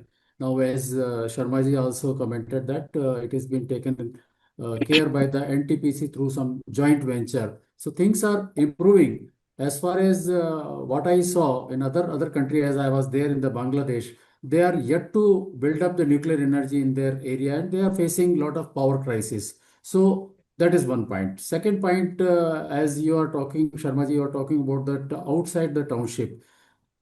We see still when connecting to the initially you might have seen that there is a road connecting to the township to the Surat with a full of a tunneling effect of the trees. But now, in the name of development, as one of our speaker was telling, all the trees have been cut, and the road was widened, and big highway was created. And similar situation is happening outside, because in the name of development, so many concrete structures are coming out. But fortunately, within the township, the greenery is still maintained. That is the good thing. Sir वो ऐसी townships Oasis हैं. I was there 2 months back. Let me tell you, वो जो 15 से 20 kilometre का एक green tunnel बोलते थे, वहाँ ट्रीज ही ट्रीज थे. वो टनल क्यों था कि उसका कलर ही ग्रीन था सर। वो 100 साल 150 साल पहले भी ऐसा ही था, आज नहीं है वो वहां पे 6 लेन बन गया है। Exactly. So this is the price we are actually paying. Anyway, I would like to involve Ms. अपने आनंद Pal ji and Manish ji with their experience of auditing companies. कहाँ है sir? Where is the real commitment of these owners and CEOs of companies basically? I'll take this, sir. During from the last you can say 5-7 years, I have seen the visionary of the leaders, the top management, and specifically the government sector, ESUs, and the or eminent clients. They are more focusing on all these issues which are guided and required by the standards. We've been there in various organizations, including AIL, where I have seen Vartika ma'am is always asking me, leave all the good points separately, tell me where is the issues. And those issues were resolved then and there. Like the resolutions were there itself, and everybody was very concerned. So it shows a commitment, and it is not with Vartika ma'am. It has been seen during my audit with various other government organizations where the top leader, top management is very involved in मान it. लिया sir, agreed आनंद Pal ji, fully agree. PSUs में there is a trend of basically for the last many years, and I'm sure Gajendra ji knows that यहाँ भी plastic cups वगैरह NPC में भी बहुत पहले से निकाल दिए थे, and a lot of initiatives were taken. आज भी वहाँ plastic bottle नहीं आती है, but sir private sector which is the predominant sector today, वहाँ की बात हो रही है. PSUs are committed, absolutely no doubt on this. Yeah. The issue is with these, these owners and founders of the private sector. How committed are they? And maybe like No, I think there is a big lack of system and mechanism within the cities and within the industrial areas, because I had seen many multinationals in a lot of industrial sectors, but they do not have the basic facilities of waste disposal and waste management. Now, when like Vartika ma'am was sharing about the Indore city, the cleanest city, and a lot of improvements, a lot of things have been done in the area in the city. But why can't it happen everywhere? Why this commitment is seen in very small pockets of the countries? So that's one thing. And secondly, I feel like we had seen in the Pune area, like we have Chakan or many of the industrial areas, you have a lot of multinational companies over there. People are investing very highly, but then we do not have the basic system of a waste disposal mechanism. So why these things happen? I think Vikram sir and Vartika ma'am can also share something on this. He is one of the person who must have been facing these issues. Pondla Rao sir, you can also pop in, please, anytime you wish, sir. Okay. Thank you. Yeah, please, sir, Yes, please feel free to comment. This is an open discussion without any please, and don't, nobody will be offended here because this is a scientific and technical discussion, nothing to do with the politics of the state or the country or or even the Nagar Sevaks around us. Thank you. Yes, ma'am. I would like to hear. We would like to hear from you. Yeah. So I've always seen that as Mr. Sharma was saying, PSUs have an obligation. I mean, there are some tick boxes you need to actually do as part of the system. So I guess that's one reason why it's more, kind of compliant in that manner. But I think when we as a country have to do industrialization, we need to grow, we need to have investment, we need to have all this in place. Now, for this, the state and the center support, or mostly the state support and the industrial, regions have to be, one up. So a hub and spoke model, for example, is it needs to be there. We've been talking of PCPIRs, we've been talking of industrial regions, and there are many in the north, in the south, in Pune, Maharashtra, all of there. But then the ecosystem for centralized disposal, centralized effluent treatment, road structure, water supply, electricity supply, all this is not as it needs to be. So the investor comes in, the private sector comes in, puts in money, puts in all their, everything there. But then where is the support structure outside for waste disposal or handling all of that? So that has to be done. In that, I keep saying there is used to be in yesteryear something called town planning for something. That element is absent. So my strong pitch is always that one has to have that planning aspect upfront, a priori, before you actually develop it. And look at technology. Everybody has brought in such beautiful interventions, technologies which are evolving, which needs to be plugged in on the go. So, and maybe some of them need not be loaded onto the private sector. They could also come from investments or allocation from state or center. I think that's one way which we can, improve at a faster pace and accelerate, kind of There has to conduciveness. be optimism with a faster pace. Yeah, absolutely. But yeah. Bapat sir, yes, yeah. I definitely agree with Vartika ma'am, where at a state level or even at a Gram Panchayat level, some, force has to be applied or motivation has to be applied to provide support.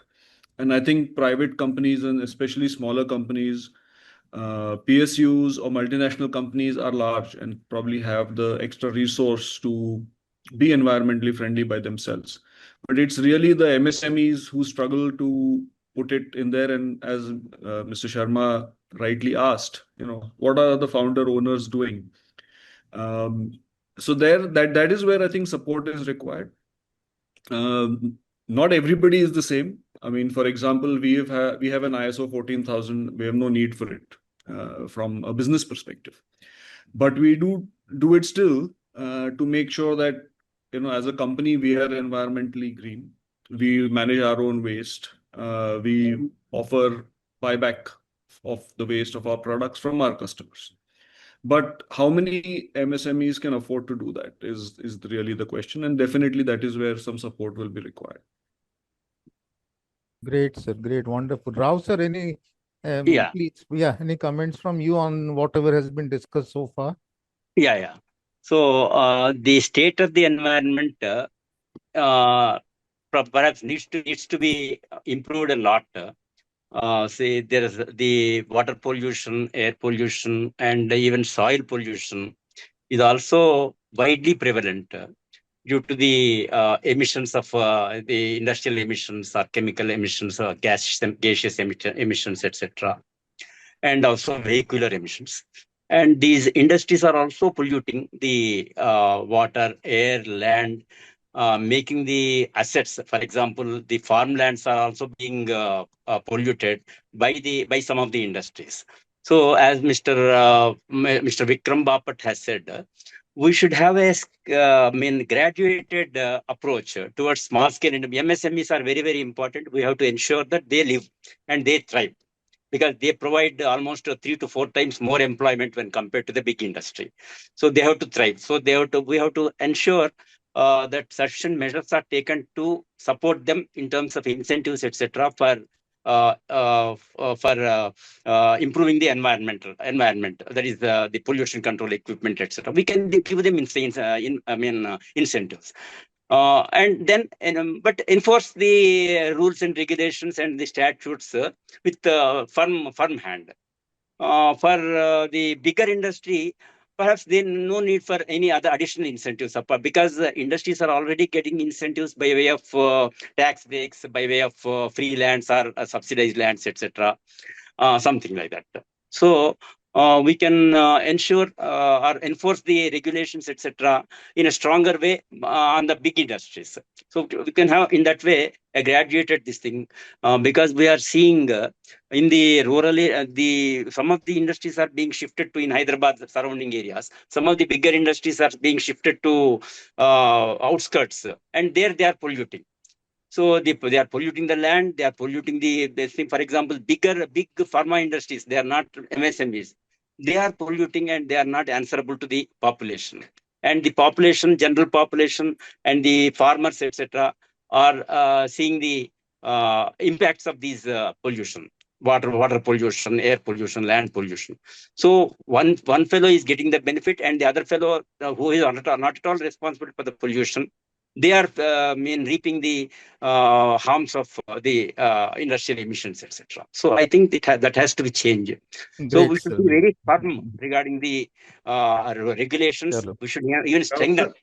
Rao sir, I would like to ask one thing. As you have told that identified the key area, what policies and technological intervention from the governmental or the person who is granting the things, what is to require a long-term, you can say, water security? How it can go about it? Because discussing those things, it is okay, but where is the bottleneck? Yeah, I think we have to use technology. This technology nowadays. We can have the IoT and sensor-based technologies and real-time monitoring of the things, and we can make them more robust and stronger, so that they really we can really monitor the various industries, industrial emissions, etc., at the state level and the center level also. And center can involve whenever there is a big bigger issues. Most of the issues can be resolved at the state level. What we have noticed is during our work with the locally at Hyderabad level or Telangana level, the state level pollution control boards are grossly understaffed, and they are burdened because they were actually created. The structure was created almost 20-30 years ago, and it is not being expanded or strengthened as per the necessities of the times, because now the industries are in lakhs, whereas the original structure was created almost 20-30 years ago, when the number of industries were in thousands. So that is also very important, apart from strengthening the statutes and the strategies, etc. Sir, that's Sir, a vicious, why very can't we vicious. have some system where unless and until you have all the permissions in place, you cannot start an industry? Yeah, the thing is that does not happen. Sir, what is happening, I'll tell you on ground level. There are some clients of Dr. Kataria in Navi Mumbai side where we visit, The guy is doing everything, but the permit is still white, Last 15 years, they're operating on white. The color of the permit is different, but there are many organizations who doesn't have the permit itself. Exactly, and they're operating, without any fear or retribution from anywhere, because वो बोलते हैं यहाँ तो कोई अंदर आ ही नहीं सकता, हमारा एडमिन वाला गेट के बाहर से ही उसको एनवलप देके भगा देता है. I think there we need to put some controls, so what some can, I law. don't know. Government has put checks and balances, but नीचे ग्राउंड लेवल पे क्या हो रहा है, जो आप लोग ऑडिटर्स जाते हो आपको पता है, और वो व्हाइट परमिट दिखा देता है, ऑडिटर्स को भी बोलता है बस जितना आपने देख लिया ना, मेरा कोई हैजार्डस एक्टिविटी नहीं है, गवर्नमेंट ने सर्टिफाई किया है, देख लो करके. Anyway Kataria sir, one question, because we don't have time. आप तो नेपाल में भी बहुत ट्रैकिंग करते हैं, सब कुछ करते हैं सर वहाँ पे भी, and you do a lot of, you visited the mount Everest at least by helicopter. So अब सर वहाँ पे जो है ना, economic activity has taken precedence over environmental activity, and to a great extent in India also, economic activity, because वो हिमालय पे चढ़ते हैं ना लोग, कितना revenue आता है. And this year, unfortunately, 3-4 of our citizens also died while descending the Himalayas, from the after they were on the summit. Sir, वहाँ पे इतना plastic waste है buried under the snow. This is a report which has recently been released by an agency, international agency. There is so much of plastic and hazardous waste buried in those glaciers on camp number 2, 3, 4, 5, 6, all those camps in between. Because इन्होंने क्या किया, unlimited permits देना शुरू कर दिया है. And if 20 people climb the summit, ascend the summit, there are 2,000 people who are not able to ascend and they stay in those camps or whatever. So वो पूरा का पूरा, that entire waste is actually now polluting the Himalayas, the Himalaya peaks. तो ये कहाँ economic activity और कहाँ environmental activity? Where is the line, sir? It's not in India alone. It's happening, I think, even in these kind of nations where once upon a time the environmental sanctity was of a very high level. Sir Kumar sir, you had some questions, sir. Please go ahead, sir. I just wanted to write one aspect. I mean, it's also a question of intent. I mean, I was working with a Swedish company at one point, and we had operations in India, and were at creating a global product. And question that, I mean, I was a part of the team that was question I had only one question. Can you, in good faith, tell me that the value of an Indian life is less than the value of this? In good faith, as an organization, will you put different value on an Indian life as compared to a Swedish? Then, if you can't, why do you have different standards for students? So the policy was structured in such a manner that the wording said local practices or group practices, whichever is more stringent. So we had to conform to standards even in India, in terms of quality of life, in terms of pollution, in terms of greenery, etc., etc., etc. So it's a question of intent. It's not a question of whether it can be done or not. It's a question more of whether we want to do it. If we decide to do it, we can do it. Unfortunately, most of us decide not.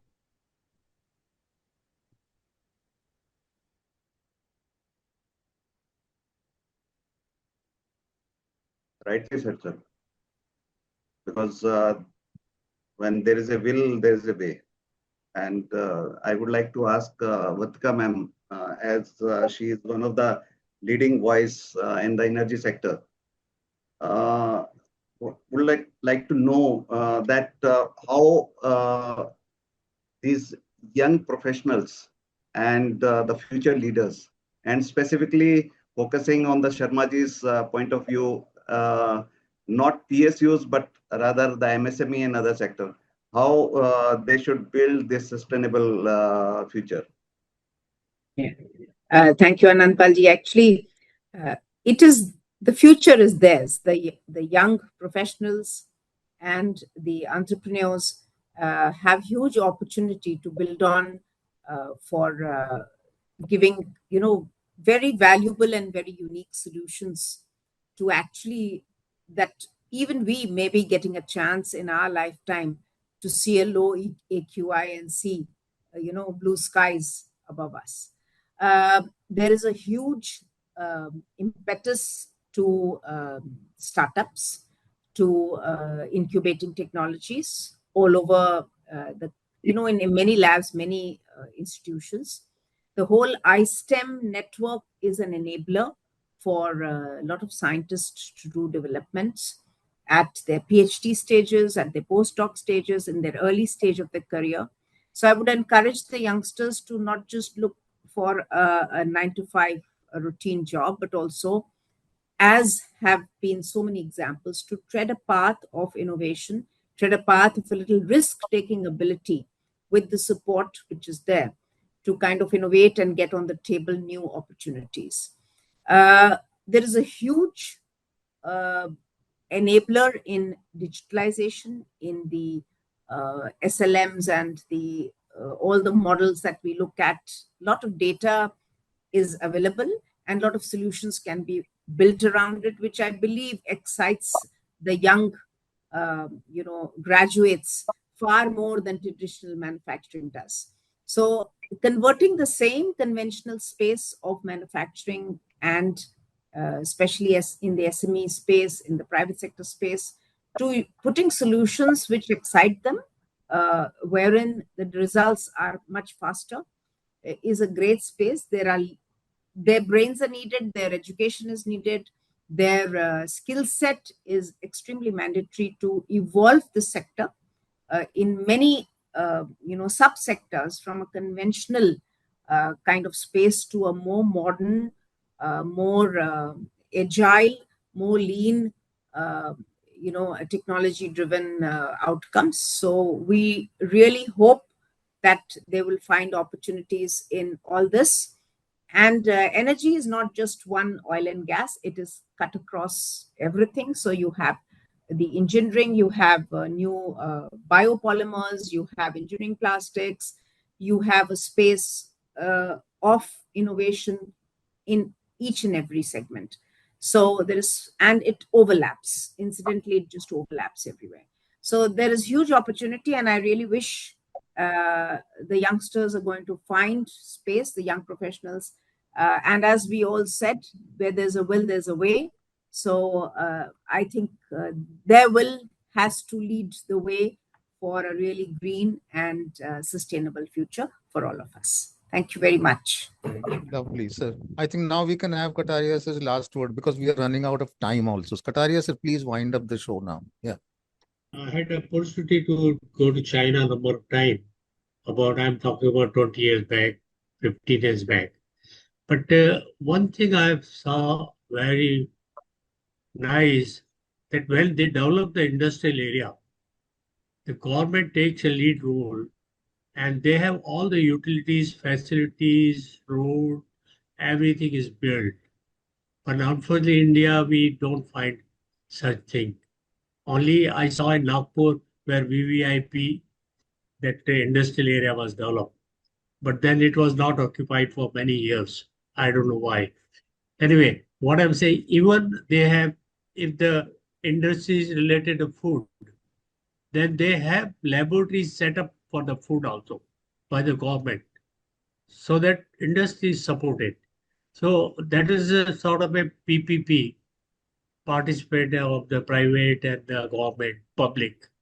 So then only, unless the public demand is there, the awareness has to increase in India about the environment. Then only things will improve. So lovely. That's all from my side. Yeah, Sharma. नहीं, great, sir. वही है ना कि यहाँ पे क्या है, the answer to each problem is that we have a huge population. As you rightly said, China is a great case study, where they have, I mean, the way they have controlled air quality, water quality, everything, like despite the huge population. I mean, यहाँ पे तो क्या है, आज से नहीं, हम 50 साल से सुन रहे हैं, because of our population, because of our poverty, because of lack of awareness. यार कौन करेगा? कौन करेगा? It is the duty of the ruling dispensation. Leadership and intent. हाँ, intent and leadership. Driving factors. हाँ, मैं तो 50 साल की बात कर रहा हूँ ना, कि वहाँ यही सुन रहे हैं हम लोग, हमारा पॉपुलेशन बहुत है, हमारे पास फंड्स नहीं है. मतलब we hide back under those kind of answers and people are also happy with those answers कि at least somebody has responded. So आपने चाइना का एग्जाम्पल दिया, पूरी दुनिया केस स्टडी कर रही है. शंघाई का, यहाँ पे भी एक चीफ मिनिस्टर ने कहा था मैं बॉम्बे को शंघाई बना दूंगा. बॉम्बे तो दिल्ली से भी बर्बाद हो गया है ज्यादा पॉल्यूशन में. अभी शंघाई तो क्या हुआ, वो ढाका भी नहीं बना है अभी तक.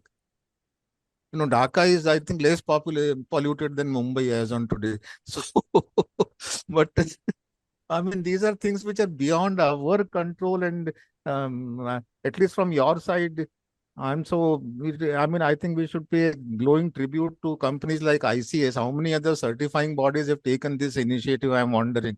Not a single notification or mail has come from any other CB, or a responsible company कि हम ऐसा कुछ कर रहे हैं, where we'll involve 200-300 people and discuss this issue.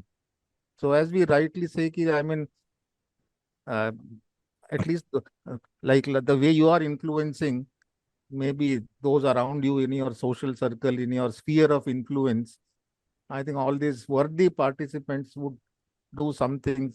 Definitely would do something, because all of one thing I would just like to understand from Mr. Bapat, like he has shown us the UV treatment for the water, and he has shown the UV treatment for air and all the different applications of UV. Just want to understand, can this UV be used for reducing the insecticides and pesticides? Most definitely not UV, but there are other sustainable technologies. So UV in conjunction with AOP, oxygenated water. There are processes where you create OH, hydrogen free radicals, in water. which are temporary. It's created from dissolved oxygen in water and goes back to being dissolved oxygen. And these are very good replacements for pesticides to prevent, in farming. Thank you. I think we had to stop here. Already we have exceeded quite a lot of time. Thank you very much for active participation. Yeah, sir, Yeah. indeed, it was such a wonderful interaction. But we would like to capture these moments, and so I would request even the other participants to please switch on their camera. It's a very important thing that when we have such a journey where we have such elaborate people giving us knowledge and sharing of knowledge, such memories needs to be collaged. So everyone, I would request, please switch on your cameras.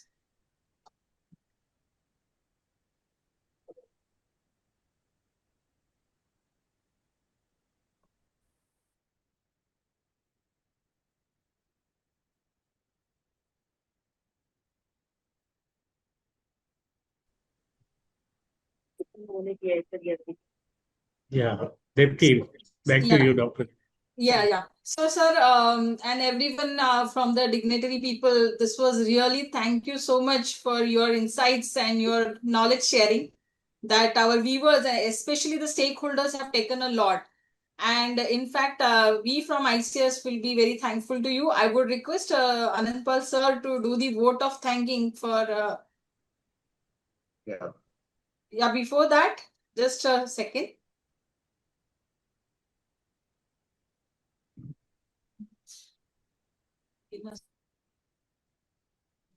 The winners will be intimated about their who are the winners for the quiz. So we're just highlighting. They will be later on communicated about their competition winners.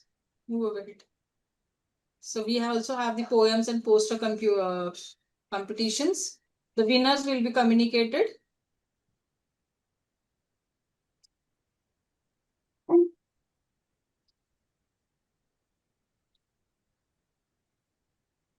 So for the winners who have been there, we have to communicate with Pranali. We have displayed her number and the mail ID. So now, Anandpal sir, over to you. I would like you to please include the names of the IT team who have been doing so great to us and also all the other back-end people. Thank you very much, sir. Over to you, sir.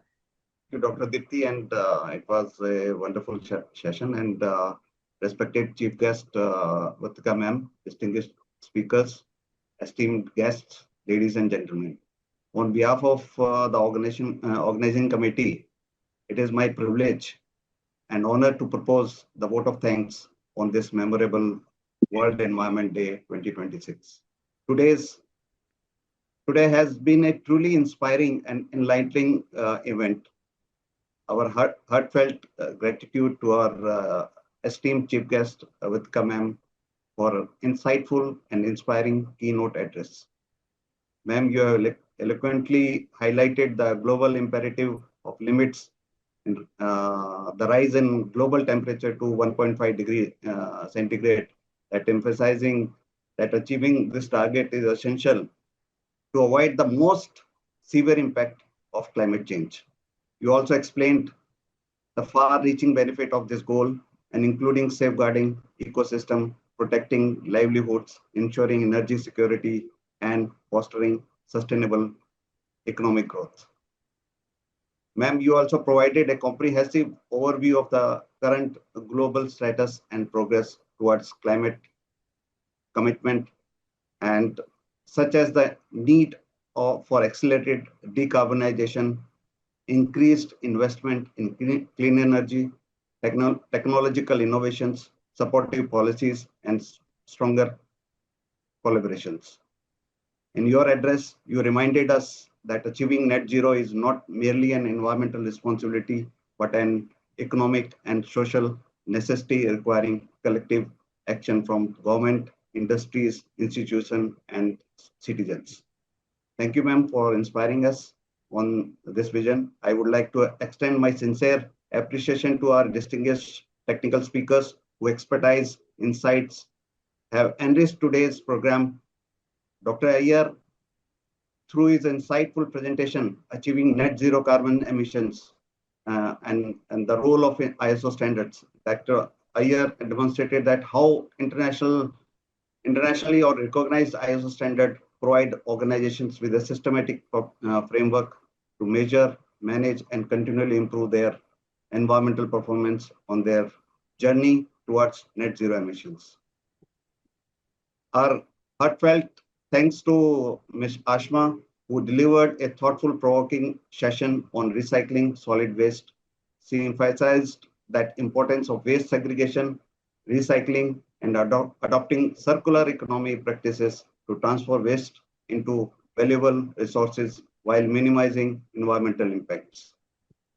We are equally grateful to Mr. Vikram Bapat for his engaging presentation on UV as a solution to rising air and water pollution. This was really an eye-opening to all of us as we were not knowing much on this subject. He brilliantly explained how advanced UV technologies after sustainable chemical-free solutions for air and water purification contributing significantly to environmental protection and public health. Our sincere appreciation also goes to Mr. Gajendra Jaipuria, who shared valuable insight on sustainable township in a nuclear plant residential colony. This is a great example which he has posed. His presentation highlighted the importance of resources efficiency, green infrastructure, and environmentally responsible planning in developing sustainable residential communities. Finally, I extend my heartfelt thanks to Mr. Kondala Rao for his enlightening presentation on water security and sustainability. This is a burning issue nowadays. More than the air, the water issue is a big issue is arising. He emphasizes that water security is a cornerstone of sustainable development and underscored the need for integrated conservation, efficient utilization, and responsible stewardship to ensure water availability for future generations. Together, the presentation delivered by all our esteemed speakers have provided us with practical knowledge, innovative ideas, and renewed inspiration to strengthen our collective commitment towards environmental sustainability and achieving a net zero future. Thank you once again to all our esteemed speakers for sharing your invaluable expertise and inspiring us to become responsible stewards of our planet. A very special word of appreciation goes to Sri Sundar Jasaram Kataria Foundation for his vision, leadership, and for initiating and nurturing such a vibrant and meaningful celebration, Paryavartan 5.0.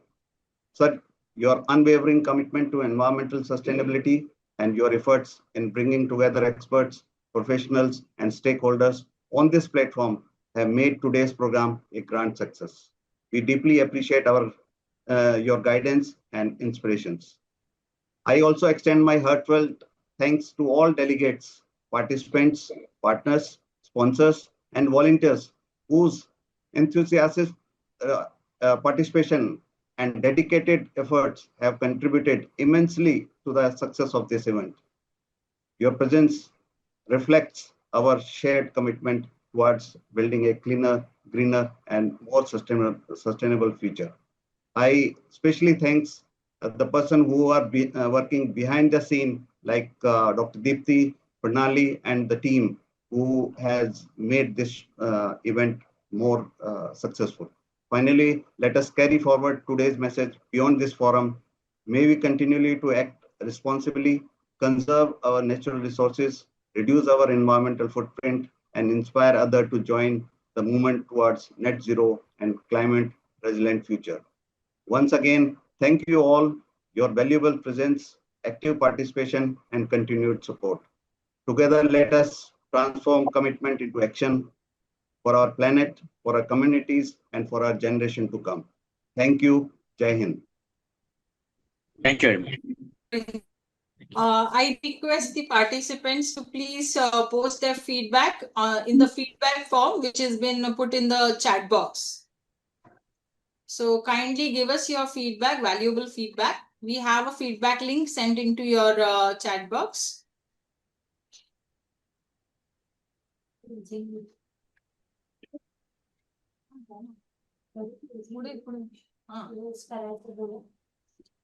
So now I declare officially that the Paryavartan 2026 is officially closed. Thank you everyone. Thank you the team, especially the IT team, for being with us and able to do this platform on the very well on a larger scale. Thank you so much. Thank you to the participants and thank you everyone.